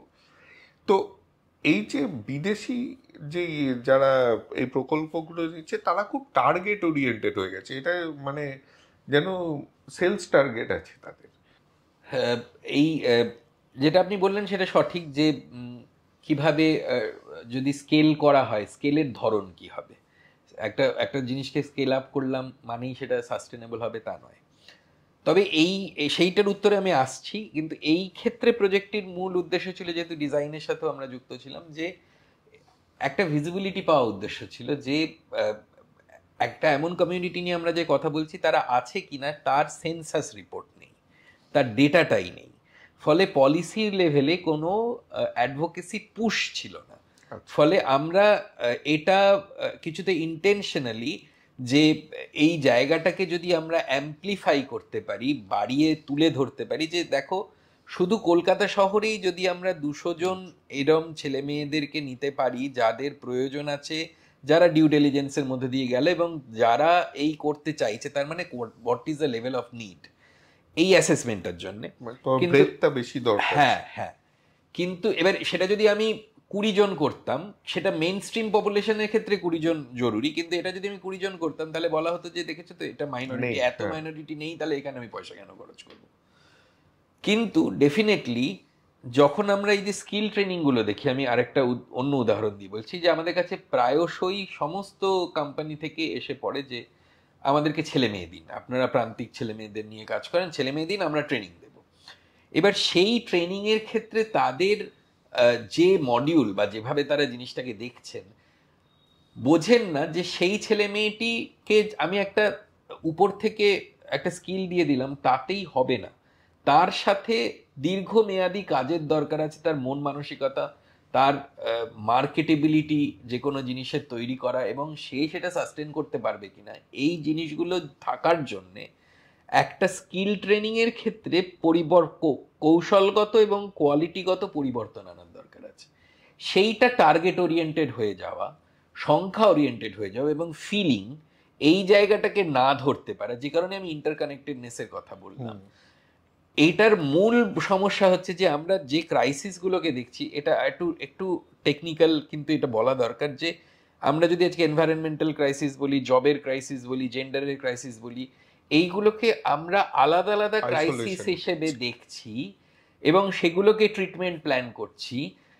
সেইটা কিন্তু part of a bigger crisis, যেটাকে আমরা এখন পলি ক্রাইসিস বলে বোঝার চেষ্টা করছি, এবং তার একটা সেন্স মেকিং এর চেষ্টা করছি আমরা, যারা একটা স্তরের ডেভেলপমেন্ট প্র্যাকটিশনার যারা রয়েছেন তারা মিলে এই জায়গাটা তৈরি করার চেষ্টা করছি, যে এই পলিসেন্ট্রিসিটি অফ ক্রাইসিস, যে একটা ক্রাইসিস আরেকটা ক্রাইসিসের সাথে ওভারল্যাপ, এবং সেইটা যদি না বুঝে আমি তার ট্রিটমেন্ট মেকানিজম তৈরি করি, তাহলে তার মধ্যে সবসময় একটা সাস্টেনেবিলিটির ঘাটতি পড়বে।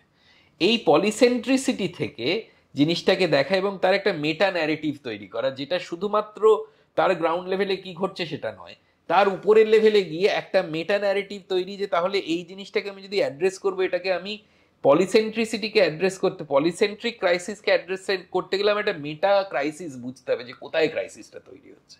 সেই জায়গা থেকে যদি আমি না যাই, তাহলে হোলিস্টিক্যালি এটা এনগেজ করা যাবে না।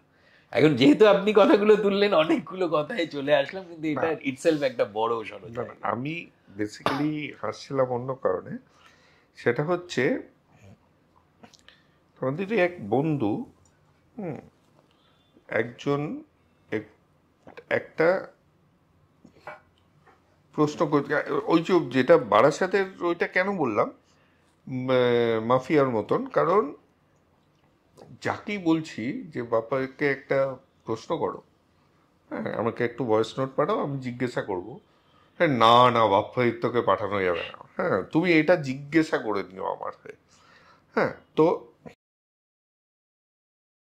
এই অনু, এই যে বাপ্পা জেঠু জেঠু হাব ভাব নিয়ে এত বক্তব্য রাখে, তো সব কটা শুনিস না শোনার ভান করিস, না বাড়িতে গিয়ে অশান্তি করিস? এই বাপ্পা, তুইও বলিস তো এটা।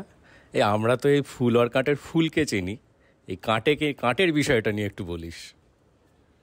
এটা তোমার অনুপ্রভাকে নিয়ে বলছিল, এটা শেষটুকু তোমাকে বলেছে যে কাঠের বিষয়টা একটু বলি। যে অনুপ্রভাকে জিজ্ঞাসা করেছিল যে এই যে বাপ্পাদিত্য সবসময় যে আমাদের সামনে জ্যাঠামো করে, হ্যাঁ, সেটা কি বাড়িতেও করে এরকমই?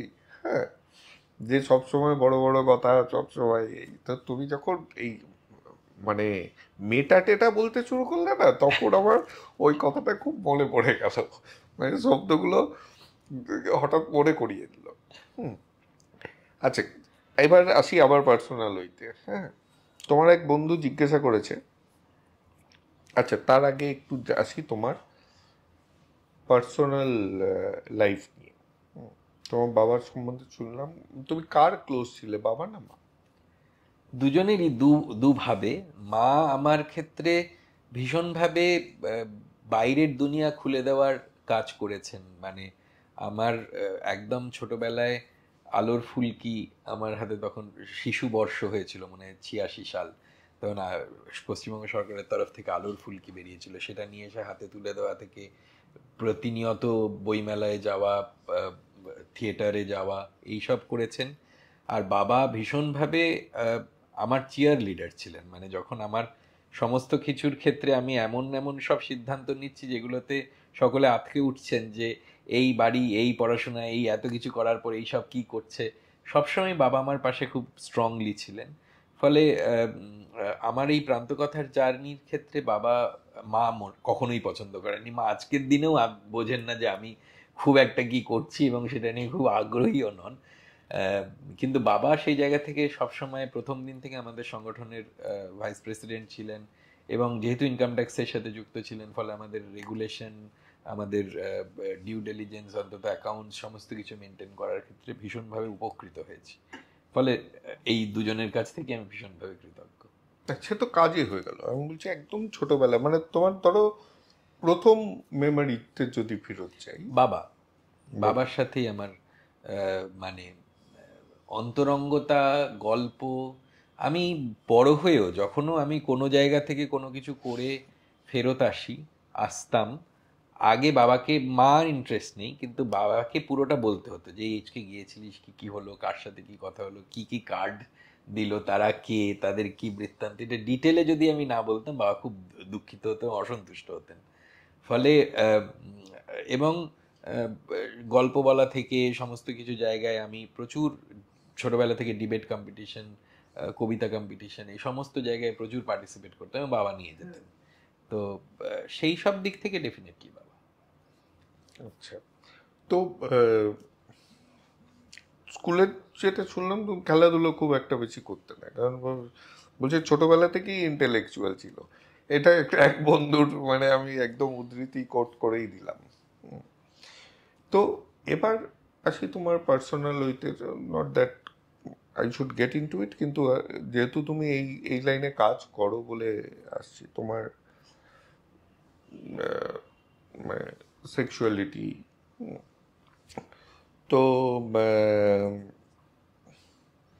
তুমি, এবং যেহেতু তুমি অনুপ্রভার স্বামী, তো সেই সেই মানে লাইনটা ধরেই যে তুমি জিনিসটাকে কিরকম ভাবে অ্যাপ্রোচ করো? আমরা যখন এই মানে এলজিবিটি বিষয় বা একেবারে স্ট্রিক্ট হেটারোসেক্সুয়াল যে আমি নই, মানে শুধুমাত্র নারীর প্রতি আকৃষ্ট হব আর পুরুষের প্রতি কোনো আকর্ষণ নেই, এই বিষয়টা যে নয় আমার ক্ষেত্রে, সেটা আমি স্কুল স্তর থেকেই বুঝতে পারি। এবং কিন্তু সেটাকে কিভাবে প্রসেস করব, তখন আমাদের প্রি গুগল এরা, ফলে আমাদের কাছে কোনো তথ্য ছিল না, কোনো এমন কিছু ছিল না।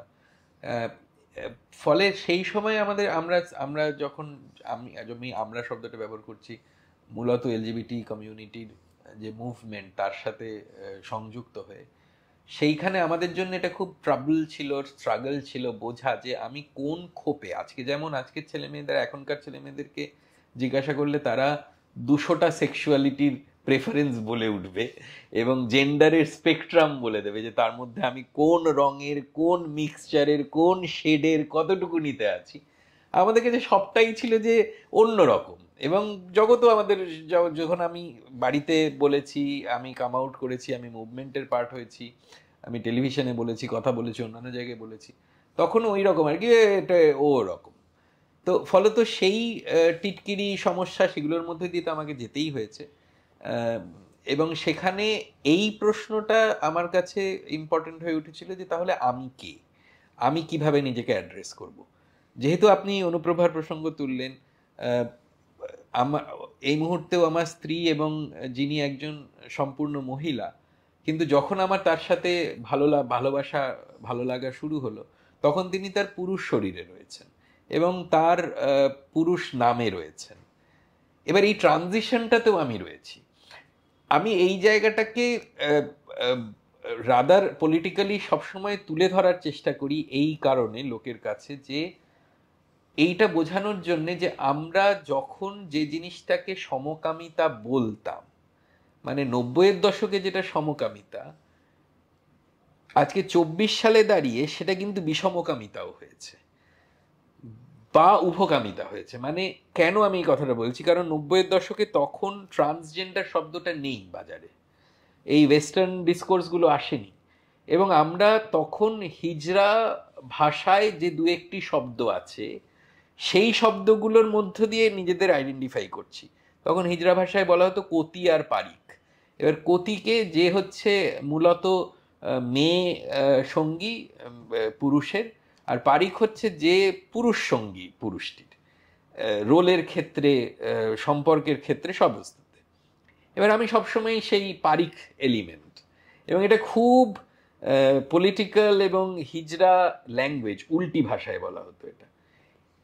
পরে যখন আমরা দেখলাম যে এটার আসলে একটা জেন্ডার স্টোরি আছে, যে ছেলেটি তখন, এবং আমার যতটুকুনি অংশ পুরুষের প্রতি আকৃষ্ট ছিল, সেই অংশটা কিন্তু এই ধরনের এফিমিনেট মেল, এবং যারা ভীষণই এফিমিনেট, যাদের চলন বলন কথনে মেয়েলি মাত্রা সম্পূর্ণ, সেইখান থেকে কিন্তু পরে বুঝলাম যে তাদের যখন ট্রান্সজেন্ডার শব্দটা আসলো, তখন বুঝলাম যে তারা আসলে মহিলাই, কিন্তু তাদের হয়তো শরীরের একটা অদল বদলের দরকার।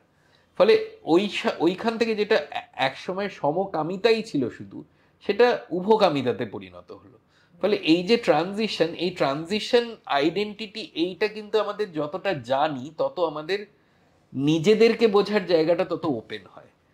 একইভাবে আমার মনে হয় যে এটা শুধুমাত্র এলজিবিটি কমিউনিটির জন্য প্রযোজ্য নয়, সকলের জন্য প্রযোজ্য, যে জেন্ডার আর সেক্সুয়ালিটির ব্যাপারটা খুব তরল, ফ্লুইড, এবং সেটাকে বাক্সবন্দি করে রাখা, এটা সমাজের একটা নিয়ন্ত্রণের প্রশ্ন, কিন্তু সেই নিয়ন্ত্রণ নিজের ওপর চাপিয়ে দিলে সেটা তার জন্য, কারুর জন্যই খুব একটা ভালো নয়। আমি আমার দিক দিয়ে একটু আমার মতন করে বোঝার চেষ্টা করি, ভুল হলে যেটা আমি শুনতে পাচ্ছি সেটা হচ্ছে সেক্সুয়ালিটির সাথে জেন্ডারের লিঙ্কটা অনেক কম, মনের লিঙ্কটা অনেক বেশি। এর জন্য মানে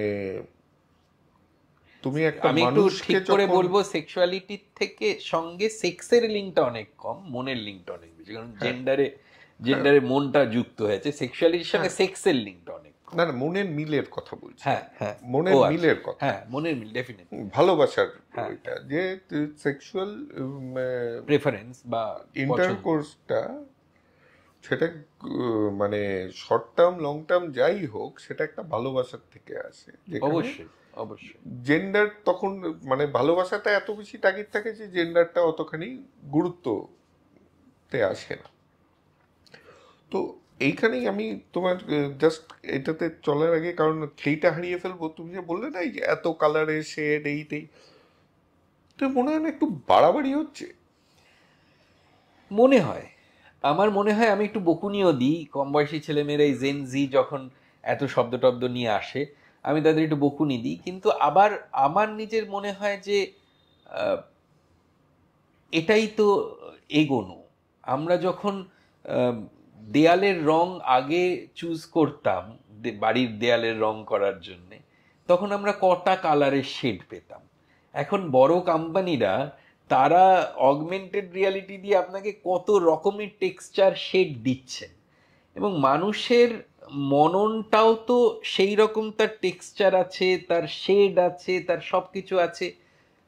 ফলে জানাটাকে আমি মনে করি না অসুবিধা, কিন্তু সেই জানাটাকে তারা কিভাবে আত্মস্থ করছেন, তারা কিভাবে সেটাকে অ্যাসেম্বল করছেন এবং প্রয়োগ করছেন, প্রয়োগটার কথাই বলছি। প্রয়োগের ক্ষেত্রে সেইটার একটা দায়বদ্ধতারও প্রয়োজন আছে। এবং সেটা শুধুমাত্র কম বয়সী ছেলে মেয়েটির নয়, তার পরিবারের, বাবা মায়ের, মূলত তার স্কুলের যে জায়গাগুলো, প্রতিষ্ঠানের মধ্যে দিয়ে শিশুরা, মাইনররা এবং বয়ঃসন্ধি পেরোচ্ছেন, তারা যাচ্ছেন, তাদের সাথে তাদেরকেও বড় হতে হবে, পড়াশোনা করতে হবে। আমি কারণটাতে তো পরে আসছি, কিন্তু যদি আমরা এটা অ্যাকসেপ্ট করি যে এই জিনিসটা একটু মানে একটু কন্ট্রোলের বাইরে যাচ্ছে, অবশ্যই আমরা, কারণ বাচ্চারা তো শিখে আসেনি, আমরা পয়সা রোজগারের জন্য এবং এদেরকেই এত কমফোর্টেবল লাইফস্টাইল দেওয়ার জন্য এত মজে ছিলাম যে আমরা প্যারেন্টিংটা ঠিক করে উঠতে পারিনি, সময় দিতে পারিনি।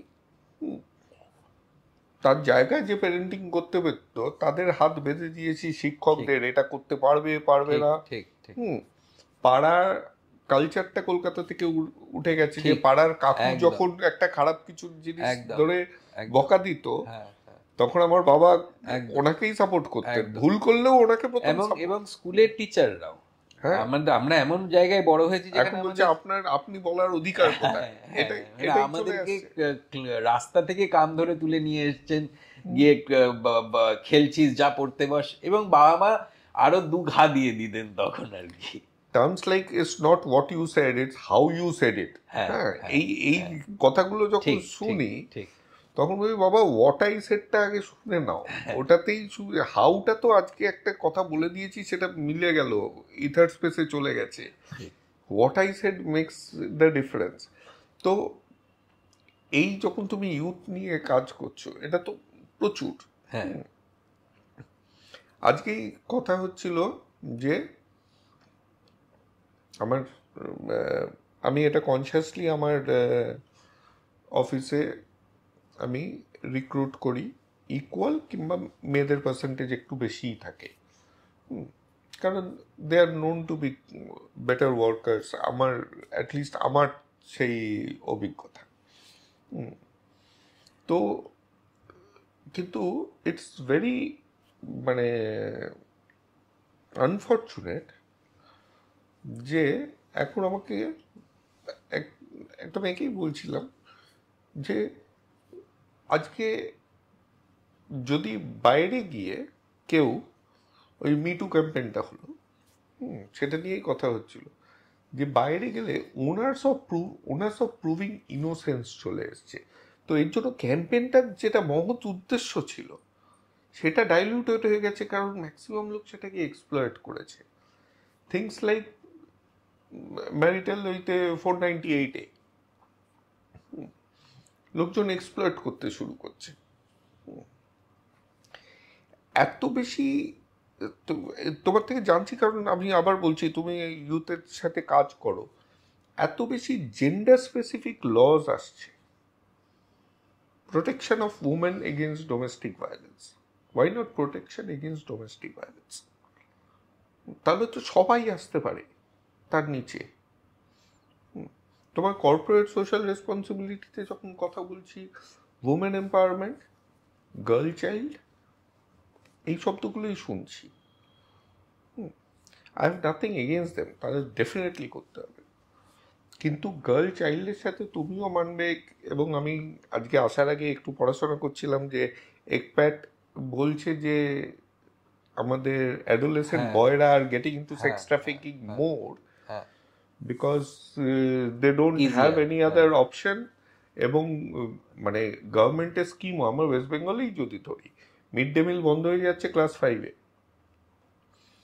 10 বছর বয়স, 11 বছর বয়স, সেই সময় বরঞ্চ ছেলেটাকে বের করে নেয় ঠিক। বাবা মারা কাজ করানোর জন্য। একদম। কন্যাশ্রী চলছে, হুম, এর হাতে কিছু নেই, সেই সময় ছেলেগুলো বিড়ি ধরে, সেই সময় জুয়াটা খেলে। ঠিক। আবার বলছি ছেলেদের শেখাও, হ্যাঁ, যারা তারা ঠিক মতন ব্যবহার করে। তো বড্ড বেশি স্কিউড হয়ে যাচ্ছে না? মানে আমরা কবে এই মানে ঢেকির মতন একদিক থেকে অন্য দিক যাবো, আর কোনোদিন কি আমরা ব্যালেন্সটা খুঁজে পাবো না? খুঁজে পাবো না নিশ্চয়ই নয়, কিন্তু আমার নিজের ডেফিনেটলি আমার ব্যক্তিগত এবং আমার সাংগঠনিক মতও জেন্ডার নিউট্রালিটির পক্ষে। Gender neutral law, gender neutral policies, gender neutral issues. কারণ এটা আরেকটা আসপেক্ট থেকে এটা জরুরি। মানে এটা শুধুমাত্র যে মেয়েদের মিসইউজ অফ ল সেটা শুধুমাত্র নয়, এই যে একটা বিশাল সংখ্যক এলজিবিটি কমিউনিটি রয়েছে, তাদের যদি তাদের ওপরে হওয়া অত্যাচার, ভায়োলেন্স, অ্যাবিউজেস, এই জিনিসগুলোকে যদি অ্যাড্রেস করতে হয়, তাহলে gender neutrality of the law ভীষণভাবে প্রয়োজন। আমাকে একটা কথা বলো, আমি আগের অনুপ্রবাসে যখন কথা বলেছি, এর জন্য আমাদের দর্শক হয়তো আমার প্রশ্নটা রিপিট হবে, কিন্তু দুজনের দুটো ইন্ডিভিজুয়াল, তো দুটো চিন্তাধারা হতেই পারে। জেন্ডারটা দরকার কেন? নিউট্রাল তো পরের কথা ছাড়লাম, এই জেন্ডার মেনশনটাই করার দরকার কি? কোথায় লাগে আমাদের জেন্ডার? একদম উত্তর হচ্ছে যে রিলিজিয়ান মেনশন করার দরকার কি, কারণ বা রেস মেনশন করার দরকার কি, স্কিন কালার মেনশন করার দরকার কি? কারণ দরকারটা তৈরি হয়েছে অপারেশনের ওপরে। There is a history of continuous operation, যেটা ডকুমেন্টেড, রিটেন, পলিসি মেনটেন্ড এবং কনস্টিটিউশনালি প্রুভেন যে এই সেকশন অফ দ্য পপুলেশন, এই পুরো ধরুন রিজার্ভেশনের ইস্যু। না, তুমি যেগুলো বলছো না সব hereditary. LGBT is not hereditary. হ্যাঁ, এলজিবিটি একটা ইন্ডিভিজুয়াল, সে তার আগে পূর্বপুরুষ না, আমি oppressed ওই হয়নি। জায়গা থেকে বলছি না, আমি বলছি যে কোনো বিষয়কে আমরা যে জেন্ডার, ধরুন সে হয়নি, কিন্তু ধরুন এই যে মহিলারা, তারা অপ্রেসড হয়েছেন, তারা অনেক পরে পড়াশোনার অ্যাক্সেস পেয়েছেন, তারা এখনো সম্পত্তির ক্ষেত্রে অনেক রকমের সমস্যা এর মধ্যে রয়েছেন, এই ঘটনাগুলো এস্টাবলিশড। আমি একজন হিন্দু ব্রাহ্মণ বাড়ির সিসজেন্ডার পুরুষ মানুষ হয়ে আমার যে প্রিভিলেজগুলো আছে, একজন অন্য টাইটেল বা সারনেমের মানুষের সেই জায়গাগুলো অধিকার খর্ব হয়েছে, এইটা ঐতিহাসিকভাবে ডকুমেন্টেড। ফলত জেন্ডারটাও সেই জায়গা থেকে কেন প্রয়োজন, এই প্রশ্নটা ওইখান থেকে আসছে যে অপারেশনটা না থাকলে প্রয়োজনীয়তা না থাকতো না, কিন্তু অপারেশন যখন আছে তখন সেই অপারেশনকে ডিলিট করার জন্যে ওই কথাটা না বললে সে তো তার ইকুয়ালিটি আর ইকুইটির মধ্যে যে তফাৎ, একজন একটু নিচে দাঁড়িয়ে আছেন তার সোশ্যাল, পলিটিক্যাল, ঐতিহাসিক জায়গা থেকে, এবং আরেকজন একটু উঁচুতে দাঁড়িয়ে আছেন, দুজনকেই আমি একটা পাঁচিলের সামনে রেখেছি, তার ওপারে দৃষ্টি রাখতে হবে। এবার আমি বলে দিলাম ইকুয়ালিটি হচ্ছে তোমরা দুজনেই একই পাঁচিলের সামনে দাঁড়াতে পারছো, তিনি যে বেটেজন তিনি তো দেখতে পাবেন না, তার তলায় তো একটু উপরে তুলতে হবে তাকে। সেই কাজটি করার জন্যে রাষ্ট্রের, কল্যাণকর রাষ্ট্র, ওয়েলফেয়ার রাষ্ট্রের ভূমিকা সেখানে। ফলে জেন্ডার কেন প্রয়োজন, তার কারণ হচ্ছে আজকের দিনে দাঁড়িয়েও সারা পৃথিবীতে এলজিবিটি মানুষদের ওপরে আক্রমণ মারাত্মক। আপনি হয়তো দেখে থাকবেন যে মার্কিন প্রেসিডেন্ট ডোনাল্ড ট্রাম্প, তিনি তার এই পুরো ক্যাম্পেনের একটা বড় অংশ ট্রান্সজেন্ডারদেরকে ভিলিফাই করার জন্য, তাদেরকে, তাদের উপর হেট্রেট তৈরি করার জন্য ব্যবহার করেছেন, এবং পরিষ্কার বলেছেন যে আমি এসেই এই সমস্ত জিনিস বন্ধ করে দেব যা যা আছে। এখনো পর্যন্ত আমাদের দেশে একজন ট্রান্সজেন্ডার মহিলা, তিনি তার বিয়ের অধিকার পেতে তার অধিকারের জায়গায় তিনি পৌঁছননি। তিনি একটি বাচ্চা যে অ্যাডপ্ট করতে চান, যেটা সাধারণ একটি পতিপত্নীর সাধারণ নিড সকলের জন্য, তিনি পারবেন না। কারণ সেই সিস্টেম আমাদের দেশে এখনো নেই। আমি তো সেটাই বলছি, এই যে রেস্ট্রিকটিভ সিস্টেম, এইগুলোকে একদম ধরে বিদায় করলেই তো হয়। কি অসুবিধাটা হচ্ছে যে আমরা একটা রেস্ট্রিকটিভ সিস্টেমকে কাউন্টার করতে আরেকটা রেস্ট্রিকটিভ সিস্টেম তৈরি করছি। বিদে অ্যাবলিশ করে না, দিলে, সেই কারণে আমি জেন্ডার নিউট্রালিটির কথা হ্যাঁ, বললাম যে একদম সব কিছু থেকে জেন্ডার ব্যাপারটাকেই সরিয়ে দিলাম, যে যা আইন সব জেন্ডারের জন্য এক। তোমার জেন্ডার আমার জেনে লাভ নেই। আজকে বাপ্পাদিত্য জেন্ডার কি, তার সেক্সুয়াল প্রেফারেন্স কি, মানে এটা আপনি হয়তো বলছেন, কিন্তু রিয়ালিটি বাস্তবতা হচ্ছে যে যদি একটি ট্রান্সজেন্ডার মেয়ে যে নাম হয়তো পরিবর্তন করে কৃষ্ণা দে হয়েছে, আর পোশাক পরিচ্ছদে তাকে দেখে মনে হচ্ছে তার পুরনো নাম বিষ্ণু দে, সে যখন একটা সরকারি হাসপাতালে ডাক্তারের কাছে শুধুমাত্র ডেঙ্গু নিয়ে চিকিৎসা করাতে যাচ্ছেন, তখন ডাক্তারের ভূমিকা হওয়ার কথা যে তিনি একজন রোগী, তার রোগটাকে চিকিৎসা করবেন, তার দুই পায়ের মাঝখানে কি আছে বা তার বুকে কি আছে এইটা জানার জন্য তার কোনো প্রশ্ন থাকার কথা নয়। একজন স্কুলের টিচারের এইটা জানার কোনো প্রয়োজন নেই যে বাচ্চাটি মেয়েলি স্বভাবের, সে মেয়েলি স্বভাবের কেন, তাকে সেটা না ভেবে তার দরকার হচ্ছে ছেলে বা মেয়েলি বা ছেলেলি যাই হোক তাকে সমানভাবে শিক্ষার অধিকারটা দেওয়া। কিন্তু রিয়েলিটি হচ্ছে, বাস্তব হচ্ছে সেই ডিসক্রিমিনেশনটা হচ্ছে এবং সেই প্যাট্রিয়ার্কিটা রয়েছে, সেই পুরুষতান্ত্রিকতাটা মননে সিচুয়েশনে রয়েছে। এবার সেই রওয়াটাকে আপনি রদ করবেন কি করে? ফলে এই রওয়াটাকে তো আপনার মতন কয়েকজন মানুষ যারা সেই মিনিস্কিউল মাইনরিটির মধ্যে পড়ছে, যাদেরকে এই লেন্স তৈরি হয়েছে, চশমা তৈরি হয়েছে, যারা এটার বাইরে দেখতে পান, কিন্তু বৃহৎ সংখ্যার মানুষ সেটা দেখছেন না। তার জন্য কি পলিসি হবে? এটা তোমাকে জিজ্ঞাসা করার কথা ছিল না, কিন্তু যেহেতু ভুলে গেছিলাম অনুপ্রভাকে জিজ্ঞাসা করতে, তো তুমি দুটো নাম নিলে, বিষ্ণু দে আর মেয়েটার নাম কি একটা নিলে, কিছু একটা নিয়েছে আমার এখন মনে নেই। কাবেরী দে। আমার যতজনকে চিনি, আমার বলা এটা খুবই ছোট, কিন্তু ট্রান্সজেন্ডার যারা, বিশেষ করে ছেলে থেকে যারা মেয়ে হয়েছে ট্রান্সজেন্ডার উমেন, তারা এত কমপ্লিকেটেড নাম নেয় কেন বলো তো? হ্যাঁ, মানে এই কবিতা, রিঙ্কি, পিঙ্কি এদের থেকে দেখবেই না। হ্যাঁ, এটা অনুপ্রভাকেই হয়তো জিজ্ঞাসা করতাম, কিন্তু সবারই দেখবে খুব কমপ্লিকেটেড একটা নাম, মানে বিরাট একটা নাম। আমার মনে হয় আপনার স্যাম্পল সাইজটা ছোট, কারণ তুমি রিঙ্কি পিঙ্কি পাও। হ্যাঁ হ্যাঁ, মানে রাদার সেটাই বেশি, কারণ যেখানে যারা চুজ করতে পারছে না চুজ করতে পারছে যারা, সেখানেও একটা কোন সমাজের কোন অংশ থেকে আসছে তার একটা বড় বিষয় কাজ করে। যখনই ওটা ওই সমাজের একটা নির্দিষ্ট অর্থনৈতিক বা শিক্ষাগত জায়গার একটা তলার দিক থেকে আসছেন, তখন টুম্পা, পিঙ্কি, রিঙ্কি, ঝিঙ্কি, কিংবা সে যখন নাম চেঞ্জ করার সুযোগ পাচ্ছে, তখন সে সেই পরিসরে কাউকে জিজ্ঞাসা করছে যে একটা খুব না না, মানে বিরাট বইটই ঘেটে একটা ভালোই লাগে না সেই সব নাম। আমরা ওই বললাম স্যাম্পল সাইজটা ছোট, তাদের ভালোই লাগে না। তখন তারা বলে যে না না, না আমি একটা ঝিঙ্কাট নাম চাই, একটা ঝিঙ্কি নাম, এইসব না হলে আমার কি হলো। ডেফিনেটলি শুধু তা না। এবার ফিরি আবার হাসি ঠাট্টা বাদ দিয়ে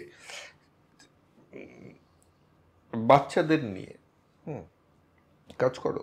একদম তুমি তো করতে তো এখনো করো। এখন এটাও একটা সোশ্যাল কজ, যেহেতু তুমি এর মধ্যে প্রত্যক্ষভাবে জড়িত। এখন আরবান, বিশেষ করে আরবান লাইফস্টাইলে বৈবাহিক সমস্যা প্রচণ্ড বেড়ে গেছে, যেটা অন্যদিক। কিন্তু যখনই একটা বিয়ে ভাঙছে, বাচ্চাটাকে নিয়ে একটা অদ্ভুত টানাপোড়েন শুরু হয়। টানাপোড়েনের থেকেও বড় কথা, বাচ্চার কানে দুই পক্ষই বিষ দেয় অন্য পক্ষর নাম, যেটাকে আমরা প্যারেন্টাল এলিয়েনেশন বলি। সেটা নিয়ে কিছু পকেটে কিছু কাজ করছি, কিন্তু ওইখানে আমিও যেমন করতাম একটা প্রতিষ্ঠানের সাথে, সেখান থেকে উইথড্র করে গেলাম, কারণ সেটা দেখলাম শুধু বাবাদের রাইট নিয়ে কথা বলছে। আমার তো বাবার রাইট না, আমি তো বাচ্চাটাকে নিয়ে চিন্তিত। আবার কয়েকটা জায়গায় মাদের তো ডেফিনেটলি অনেক সংস্থান বেশি আছে, কিন্তু আমি নিজে দেখেছি যে সুযোগ পায় সেই করে। তো এই যে ইস্যুটা, এই জিনিসটা তোমার মানে মতে কিভাবে অ্যাড্রেস করা যায়? কারণ বিদেশে কিন্তু এটা হয় না। বিদেশে ডাইভোর্স হলেও, সেপারেশন হলেও বাবা গিয়ে দেখা করছে, মানে আমার সাথে আমার স্ত্রীর লড়াই, কিংবা মানে আমার স্ত্রীর সাথে আমার লড়াই, এর মানে অস্ত্রটা হচ্ছে সন্তানটাই, দেখতে দেবো না, ছিনিয়ে নেবো তোমার থেকে। এই যে অ্যাটিটিউড আমাদের, এটাতে তো বাচ্চাটার ক্ষতি হচ্ছে, পরের প্রজন্মের ক্ষতি হচ্ছে। তারা আর বিয়ে করতে চাইছে না, তাদের অনেক কিছুতে সাইকোলজিক্যাল প্রবলেমের মধ্যে দিয়ে যাচ্ছে। এটা নিয়ে কোথাও সিরিয়াসলি কাজ হচ্ছে না। এটার সিরিয়াস কাজের জায়গাটাই হচ্ছে পেরেন্টিং। পেরেন্টিং নিয়ে আমাদের দেশে কাজ কিচ্ছু নেই, এবং আমরা চাইল্ড রাইটস কমিশনের সাথে এই নিয়ে একাধিক প্রোগ্রাম করেছি, বাবা মার সাথে বসেছি। আমাদের দেশে এখনো আনফর্চুনেটলি সন্তানের জন্ম দেওয়াটা একটা বায়োলজিক্যাল অ্যাক্ট, এবং সেটার জন্য আর কোনো কোয়ালিফিকেশনের দরকার পড়ে না। আমরা বায়োলজিক্যালি সক্ষম, আমার একটি সন্তানের জন্ম হলো, সেইখান থেকে মনোভাব পরিবর্তনের দরকার, যেটা হচ্ছে পৃথিবীর সব থেকে কঠিনতম কাজ, শিশুকে বড় করা। আশাপূর্ণা দেবী লিখেছিলেন যে ছেলেকে বড় করা বা শিশুকে বড় করা, এইটাই হচ্ছে জীবনের সব থেকে কঠিনতম কাজ। খুব সুন্দর একটা লাইন বলেছিলেন, আমার এখন মনে পড়ছে না। তো আমার মতে এটার সমাধান একটাই, সেটা হচ্ছে যে বাবা মাদেরকে পেরেন্টিং সম্পর্কে সচেতন করা, এবং এটা বারবার বোঝানো স্কুল লেভেল থেকে, কলেজ লেভেল থেকে। যেমন করে থ্যালাসেমিয়া রোগের বিষয়ে একটা সময় কিচ্ছু বোঝানো হতো না, বলা হতো যে সব ঠিক আছে, হয়ে যাবে। এখন বলা হয় যে জ্যোতিষ মেলানোর আগে থ্যালাসেমিয়ায় বাহক বা এটা আছে কিনা সেটা করুন। সেটা কিন্তু দীর্ঘদিন ধরে যারা এই পাবলিক হেলথ মুভমেন্টে আছেন তাদের চেষ্টার ফল। সেই রকমই এই চাইল্ড রাইটস মুভমেন্টে, এবং এটা আমি জোরের সাথে বলি, সবসময় বলি, চাইল্ড রাইটস মুভমেন্টের অঙ্গ শুধুমাত্র চাইল্ডের ওপরে নয়, বাবা মাকে শিক্ষিত করা, যে ছেলে মেয়েদেরকে কিভাবে মানুষ করবেন এই বিষয়ে তাদেরকে প্রশিক্ষিত করা, ট্রেন্ড করা। সেই জায়গাটা অনেকটা হয়েছে, মানে আপনি অনেকটা খারাপভাবে হয়তো জিনিসটা আসে অনেক সময়, যে এই ইংলিশ মিডিয়াম বা খুব নামজাদা স্কুল টুলে বাবা মার ইন্টারভিউ বেশি হয় বাচ্চার থেকে। তার কারণ এইটা খুব প্রতিষ্ঠিত যে আসলে বাবা মাকে যদি ভালো থাকেন তাহলে বাচ্চা কিন্তু সেখানে সন্তান অনেকটাই সে নিজের রসদ পাবে। আমি আমার নিজের জীবন দিয়েও সেটা দেখেছি। এবং এই ধরনের ক্রস ফায়ারের ক্ষেত্রে কোলাটারাল ড্যামেজ যে সন্তান হন, সেটা যে করব না, এই না করার পিছনে আমার কি যুক্তি আছে, কেন আমি করব, সেটা এক ধরনের স্কিল সেট, এক ধরনের শিক্ষা, এক ধরনের পড়াশোনা। সেইটা যতক্ষণ আমরা এই ইয়াঙ্গার জেনারেশন যারা বাবা মা হতে চলছেন তাদেরকে প্রশিক্ষিত করা, এবং চাইল্ড রাইটস এর মধ্যে পেরেন্টিংকেও অন্তর্ভুক্তিকরণ, এইটার মধ্য দিয়ে হতে পারে। এবং এইটা রেকগনিশন যে রোল দুটো ডিফারেন্ট, ঠিক, যে a very bad husband can be a very good father. ঠিক, দুজনের দুটো রোলই পুরো অন্য, অ্যান্ড ভাইস ভার্সা। ঠিক। তো এই জিনিসটা আমি মানে এই দেশেই দেখি, যেটা আমি এই রিসেন্টলি, এবং আমরা খুব গ্লোরিফাই করি জিনিসটা। ওই নরওয়ের যে ইনসিডেন্টটা হয়েছিল, একদম যেটা আমি সহমত। রানী মুখার্জি একটা হিট সিনেমা দিয়ে দিল, হ্যাঁ, যাতে মা একদম হয়ে গেলেন। নরওয়েতে যে নিয়েছে, এটা হলো কি, এর পর থেকে নরওয়েতে আর কোনোদিন ইন্ডিয়ান কোর্টের উপরে ভরসা রাখবে না। যে কোনো দিন ওরা ইন্ডিয়ান কারোর হাতে বাচ্চাকে ছাড়বেই না। আমাদের সোশ্যাল মানে সিস্টেমটা হয়তো বা ফস্টারিং সিস্টেম নেই আমাদের, মানে জুভেনাইল হোমের অবস্থা তেমন ভালো নয়, তো তার জন্য হয়তো আমরা নিতে পারি না। কারণ একদমই তাই। এটা আমার মনে পড়ে যে আমার ছোটবেলা থেকে আমার মনে, মানে আমার বাবার সাথে একবার হয়েছিল যে একটা আদিম টানে নারী পুরুষ মিলিত হচ্ছে, সেটা একটা আদিম ব্যাপার, হয়তো অনেকখানি অ্যানিমাল ইনস্টিংক্টও বলে। তারপরে তখন সে আদিম অ্যানিমাল দুম করে কনসিভ করে গেল, সে ভগবান হয়ে গেল। এই যে প্রসেসটা, এটার মধ্যে কোনো গ্রুমিং নেই, কোনো ট্রেনিং নেই, কিচ্ছু নেই। কোর্ট পর্যন্ত রেকগনাইজ করছে যে সে ভগবান হয়ে গেল। বায়োলজিক্যাল প্যারেন্টকে একটা বিরাট জায়গায় এগিয়ে দিল, যেই দেশে অ্যাডপশনের জন্য হাহাকার পড়ে আছে। ঠিক, লোকজন যাদের সন্তান নেই, যারা দারুণ প্যারেন্ট হতে পারতো, স্টেবল ফ্যামিলি, না বায়োলজিক্যাল প্যারেন্টের গুরুত্ব বেশি দেওয়া হবে, যেই গুরুত্বে তো বাচ্চাটাকে পেটানো হয়, দুজনের মধ্যে ঝগড়া, বাচ্চাটা মার খায়।